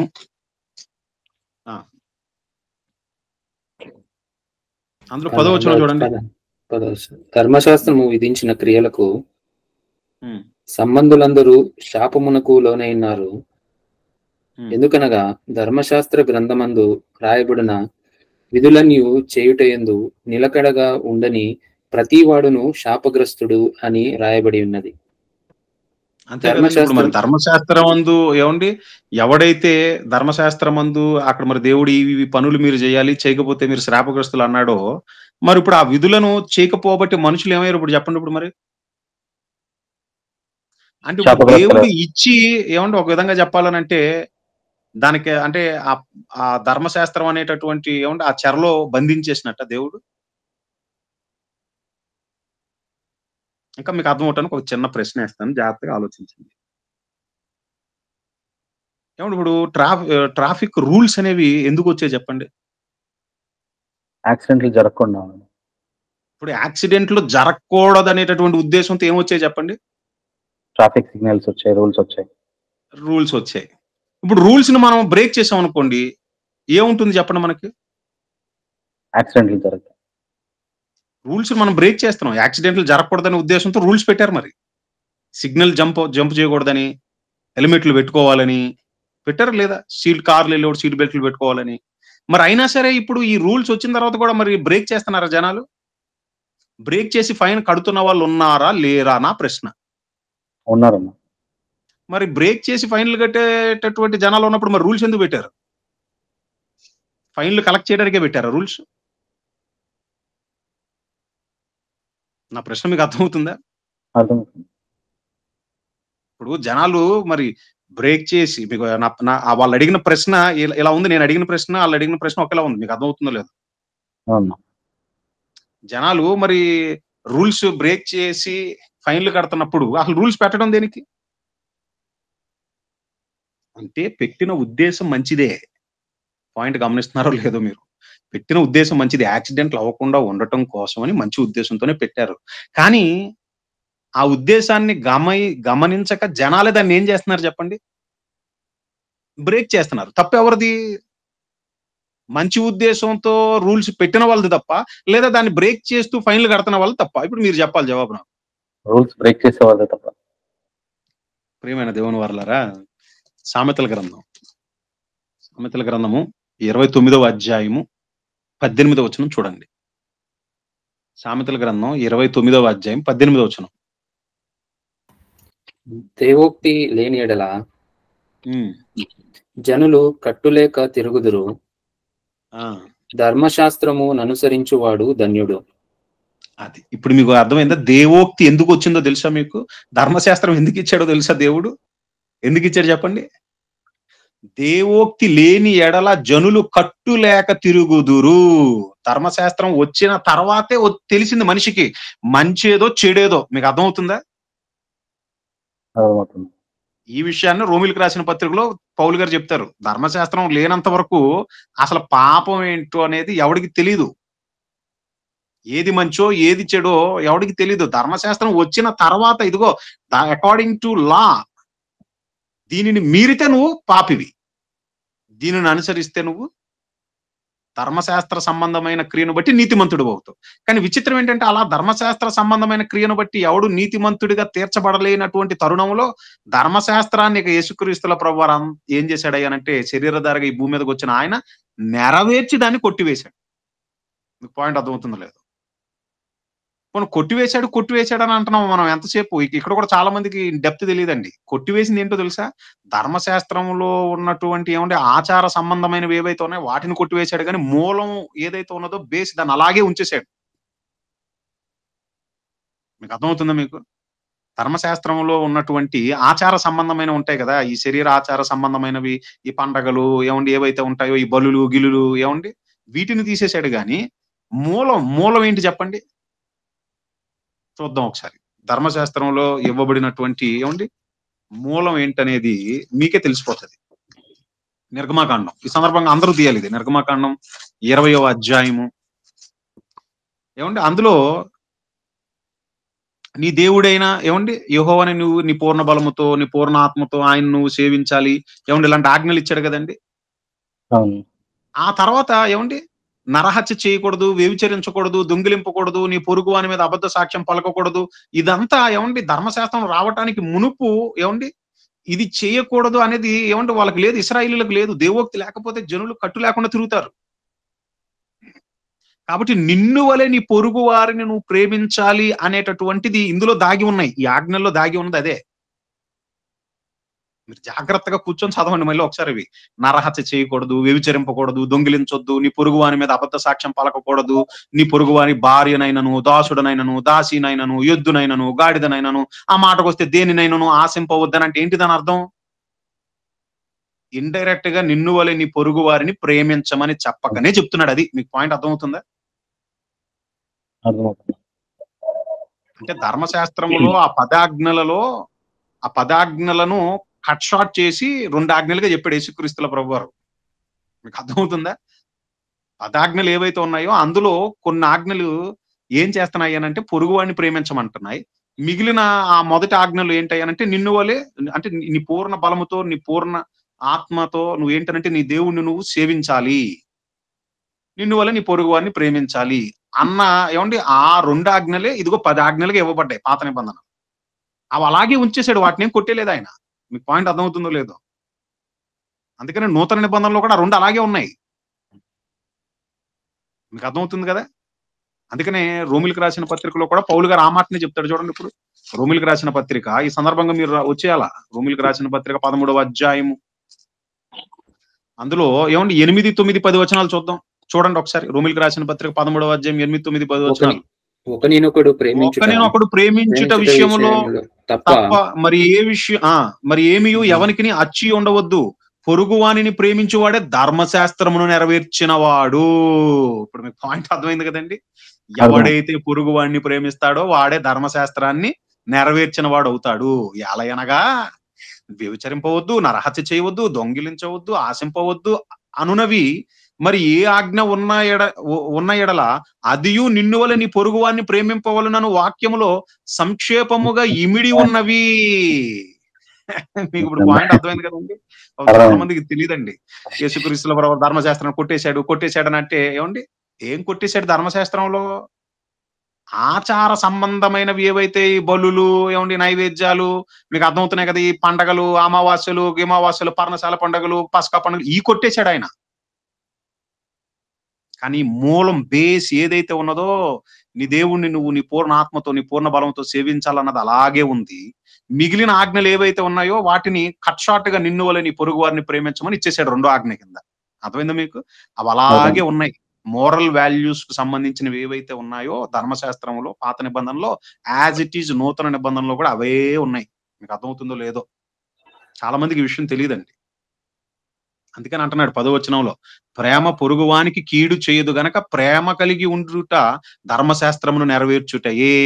ఈ రోజు మేము ధర్మశాస్త్రం కింద లేవండి, మేము నూతన నిబంధన కింద ఉన్నాము, క్రైస్తవం అనుకుంటున్నటువంటి వాడు ఎవడైనా తన పొరుగు వాడిని ద్వేషిస్తే వాడు ఏమవుతున్నాడు చెప్పండి? నరహంతకుడు. ఏ నరహంతకుని ఎందైనను నిత్య జీవము లేదని అంటున్నాడు యేసుక్రీస్తుల ప్రభువు. అన్నాడా లేదా? అన్నాడు. అంటే దాని అర్థం ఏంటి? ఇప్పుడు మనం పరలోకానికి వెళ్తామనా లేదనా? లేదని. మరి పరలోకానికి మనం వెళ్ళినప్పుడు మరి అలాంటప్పుడు మనల్ని నూతన నిబంధన కిందకి ఎందుకు తీసుకొచ్చారు? మనకు నూతన నిబంధన ఎందుకు ఇచ్చారని అనకూడదు మీరు. అర్థమవుతుందా మీకు? నా పాయింట్ మీకు అర్థమైంది అనుకుంటున్నాను. అర్థమైంది. నిన్ను వలె నీ పొరుగు వారిని ప్రేమించాలి. ధర్మశాస్త్రంలో కూడా మూలం అదే, బేస్ అదే. మోరల్ వాల్యూస్ ఏవైతే ఉన్నాయో ఏమంటే ధర్మశాస్త్రంలో అవేం కొట్టిబడవేయబడలేదండి. అవన్నీ యాజ్ ఇట్ ఈస్ గా క్యారీ ఫార్వర్డ్ అయిపోయాయి నూతన నిబంధనలో కూడా. శరీర సంబంధమైన ఆచార సంబంధమైనవి ఏవైతే ఉన్నాయో ఈ సున్నతులు, పండగలు ఏమండి ఇవన్నీ తీసివేయబడ్డాయి. బలులు, నైవేద్యాలు అనేవి. మీకు అర్థమవుతుంది కదండి. అర్థమవుతుందన్న. అయితే ఇక్కడ ఏమండి మరి నిన్ను వలె నీ పొరుగు వాడిని ప్రేమించినటువంటి వాడు ఎవడైతే ఉంటాడో వాడు ధర్మశాస్త్రాన్ని నెరవేర్చిన వాడు. మరి ఎంతవరకు పొరుగు వాడిని మనం ప్రేమిస్తున్నాం అనేది మనల్ని ఏమంటే అది మనకు వదిలేసాడు ఇక దేవుడు. మనమే ఏమంటే వాక్యం అనే అద్దం ముందు నిలబడి మనల్ని మనమే ఒకసారి ఆత్మవిమర్శనం చేసుకోవాలి. నా పొరుగు వారిని నేను ప్రేమించట్లేదు గనుక దేవుడు నిన్ను వలె నీ పొరుగు వారిని ప్రేమించమని ఆజ్ఞ నాకు ఎందుకు ఇచ్చాడని అనకూడదు మనం. ప్రేమ కలిగి ఉండుటకు ప్రయాసపడాలి. రోమిలకు రాసిన పత్రిక 3వ అధ్యాయం రిఫరెన్స్ 20వ వచనంలో ఏలయనగా ధర్మశాస్త్ర సంబంధమైన క్రియల మూలముగా ఏ మనుష్యుడును ఆయన దృష్టికి నీతిమంతుడని తీర్చబడడు. అయితే మరి ధర్మశాస్త్రం ఎందుకు ఇచ్చినట్టు చెప్తున్నాడు కింద. ధర్మశాస్త్రము వలన పాపమనగా ఎట్టిద్దో తెలియబడుచున్నది. ఇప్పుడు మీకు అర్థమైంది కదా బ్రదర్? అర్థమైంది. ఇది నెంబర్ 1. అంటే ధర్మశాస్త్రం రాబట్టి మంచేదో చెడేదో, ఏది చేస్తే పాపం కాదో ఏది చేస్తే పాపమో అనేది క్లారిటీ అనేది వచ్చింది. ఇది నెంబర్ 1. నెంబర్ 2 ఏంటంటే ధర్మశాస్త్రం అనేది క్రీస్తునొద్దకు మనల్ని నడిపించడానికి అది బాల శిక్షకుడు అని కూడా చెప్తున్నాడు. ఇది అక్కడ నేను గలతీయులకు రాసిన పత్రిక 3వ అధ్యాయంలో ఇది చూపించాలి అని అనుకున్నాను. అది స్కిప్ అయింది యాక్చువల్ గా. అది కూడా రిఫరెన్స్ రాసుకోండి. గలతీయులకు రాసిన పత్రిక 3వ అధ్యాయము అందులో 24వ వచనంలో కాబట్టి మనము విశ్వాస మూలమున నీతిమంతులమని తీర్చబడినట్లు క్రీస్తునొద్దకు మనలను నడిపించుటకు ధర్మశాస్త్రము మనకు బాల శిక్షకుడాయను. అయితే విశ్వాసము వెల్లడాయను గనక ఇక బాల శిక్షకుని కింద ఉండము. అంటే దాని అర్థం ఏంటంటే ఎక్కడో దూరంగా, ఇప్పుడు నేను ఒక ప్రాంతాన నుంచొని ఉన్నాను, కటిక చీకటి, కానీ అల్లంత దూరాన నాకేంటనంటే లైట్ వేసి ఉన్నటువంటి ఒక బిల్డింగ్ కనపడుతుంది. నేనేమో ఒక ప్లేస్ లో నుంచొని ఉన్నాను, మొత్తం చిమ్మ చీకటి, కానీ కనుచూపు మేరలో దూరంగా నాకేంటనంటే వెలుతురు కనపడుతుంది. ఇప్పుడు ఆ వెలుతురు కనపడుతున్నటువంటి చోటకి నేను వెళ్ళాలనంటే నాకేం ఉండాలి? మధ్యలో అంత చీకటే కదా, నాకు ఒక టార్చ్ లైట్ ఉండాలి. I right? టార్చ్ లైట్ ఉంటే ఆ చిన్న టార్చ్ లైట్ సహాయంతో నేను అలాగా అడుగు వేసుకుంటూ ఎక్కడి వరకు వెళ్తాను? నాకిన్నా అక్కడ కనుచూపు మేరలో వెలుగు కనిపించింది కదా, ఆ వెలుగు దగ్గరికి వెళ్ళటానికే కదా నేను ఈ టార్చ్ లైట్ సహాయంతో అలా అడుగు వేసుకుంటూ, ఎప్పుడైతే నేను వెలుగు యొద్దకు వెళ్తానో అప్పుడు ఇక టార్చ్ లైట్ అవసరం ఉంటదా నాకు? ఉండదు. సేమ్ ధర్మశాస్త్రం కూడా అంతే. మంచేదో చెడేదో తెలియజేస్తూ నాయన ఇది చేస్తే మంచి, ఇది చేస్తే చెడు అని చెబుతూ మీరు దీని ప్రకారం నడుచుకోండి అని చెప్పి అన్నాడు. ఛాయారూపకంగా చాలా విషయాలను తెలియపరిచాడు. కానీ మంచిని జరిగించే విషయంలో ఇశ్రాయేలీయులు విఫలమయ్యారు. చెడును జరిగించి ధర్మశాస్త్రం వలననే వాళ్ళు ఏమైపోయారంటే దేవుని దృష్టికి పాపులైపోయారు. గనుక యేసుక్రీస్తుల ప్రభు వారిని అటు ధర్మశాస్త్రం అన్న చెర నుండి ఇశ్రాయేలీయులను, అంటే ఏ ధర్మశాస్త్రం అయితే ఇశ్రాయేలీయులను దేవుని దృష్టిలో నీతిమంతులుగా కాక అనీతిమంతులుగా తీర్చిందో ఆ ధర్మశాస్త్రము నుండి అటు ఇశ్రాయేలీయులను వాళ్ళ పాపము నుండి, అలాగే ఇటు అన్యజనులుగా ఉండి నిజమైన దేవుణ్ణి తెలియక వాళ్ళ ఇష్టానుసారంగా బ్రతుకుతున్నటువంటి వారి పాపము నుండి ఈ ఇరువురిని ఏంటనంటే పాపము నుండి విముక్తిని వాళ్ళకు అనుగ్రహించాలని అనుకున్నాడు. అందుకని ఈ విషయాన్నే ఎఫ్సీలకు రాసిన పత్రికలో చెప్తున్నాడు చాలా స్పష్టంగా. 2వ అధ్యాయములో 14వ వచనంలో చెప్తున్నాడు. చూడండి 12వ వచనం, ఎఫ్సీలకు రాసిన పత్రిక 2వ అధ్యాయం 12వ వచనం. ఆ కాలమందు ఇశ్రాయేలీయులతో సహపౌరులు కాక పరదేశులను, వాగ్దాన నిబంధనలు లేని పరజనులను, నిరీక్షణ లేని వారును, లోకమందు దేవుడు లేని వారునై ఉండిరి, క్రీస్తుకు దూరస్తులై ఉంటిరని మీరు జ్ఞాపకము చేసుకొనుడి. అంటే ఎఫ్సీ సంఘంలో ఉన్నటువంటి అన్యులను గురించి చెప్తూ ఇప్పుడు 13వ వచనంలో ఏమనంటున్నాడు? ఆయనను మునుపు దూరస్తులమైన మీరు ఇప్పుడు క్రీస్తు యేసునందు క్రీస్తు రక్తము వలన సమీపస్తులై ఉన్నారు. ఆయన మన సమాధానమై ఉండి మీకును మాకును, మీకును అంటే అన్యులుగా ఒకప్పుడు ఉన్నటువంటి మీకును, మాకును అంటే పౌలు గారు మరి ఇశ్రాయేలీయులకు సంబంధించిన వాడు కదా, బెన్యామీను గోత్రానికి సంబంధించిన వాడు కదా ఆయన. మాకు అంటే ఇక్కడ ఇశ్రాయేలీయులమైనటువంటి మాకును, మీకు అంటే అన్యజనులుగా ఒకప్పుడు క్రీస్తులోనికి రావడానికి మునుపు ఎఫ్సీ సంఘంలో ఉన్నటువంటి ఒకప్పటి అన్యజనమా. మీకు అర్థమవుతుందా? ఒకప్పటి అన్యజనులుగా ఉన్నటువంటి మీకును, అలాగే ఇశ్రాయేలీలుగా ఉన్నటువంటి మాకును ఉండిన ద్వేషమును, అనగా విధిరూపకమైన ఆజ్ఞలు గల ధర్మశాస్త్రమును తన శరీరమందు కొట్టివేయుట చేత. అంటే నేను నిన్న అక్కడ చెప్పాను, ధర్మశాస్త్రాన్ని కొట్టేయటం అంటే దాని అర్థం ఆ ధర్మశాస్త్రంలో ఉన్నటువంటి ఆ మోరల్ వాల్యూస్ కు సంబంధించినటువంటి సంగతులు ఏవైతే ఉన్నాయో వాటిని అలాగే ఉంచేశాడు ఆయన, వాటిని కొట్టివేయలేదు. ఆచార సంబంధమైనటువంటి బలులను, నైవేద్యాలను అర్పించటాలను, ఈ అమావాస్య పండుగలు ఏవైతే ఈ శారీర సంబంధమైన ఆచారాలు ఉన్నాయో వాటిని కొట్టేశాడు ఆయన. వాటిని కొట్టివేసి మధ్య గోడను పడగొట్టి మన ఉభయులను ఏకం చేశాను. ఎలా చేశాడనంటే, నాయన ఇక రెండే రెండు ఆజ్ఞలు, దేవుణ్ణి ప్రేమించాలి, తోటి సహోదరుని కూడా, మీ కళ్ళ ముందు కనబడుతున్న సహోదరుని కూడా ప్రేమించాలి. ఇదే నూతన నిబంధన. మీకు అర్థమైంది కదా బ్రదర్? కాబట్టి ధర్మశాస్త్రం ఎందుకనంటే క్రీస్తునొద్దకు మనల్ని నడిపించడానికి బాల శిక్షకుడు.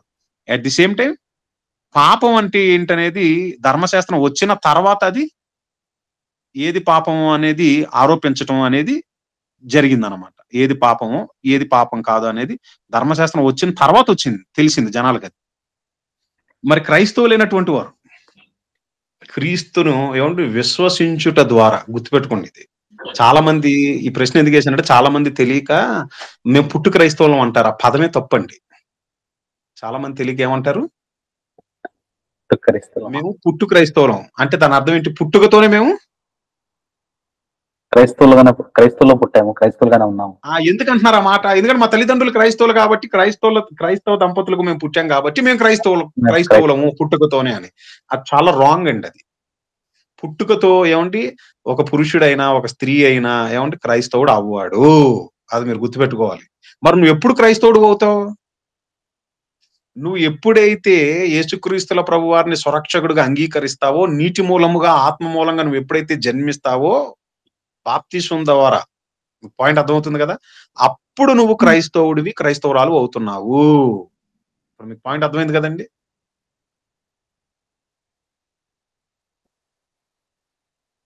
ఈ సందర్భంగా ఒకసారి ఆ వచనాన్ని చూద్దాం. యోహాన్ గారు రాసిన సువార్త, ఇంకా మీకు క్లారిటీగా క్లియర్ గా అర్థం అవటానికి చెప్తున్నాను. యోహాన్ గారు రాసిన సువార్త 1వ అధ్యాయము,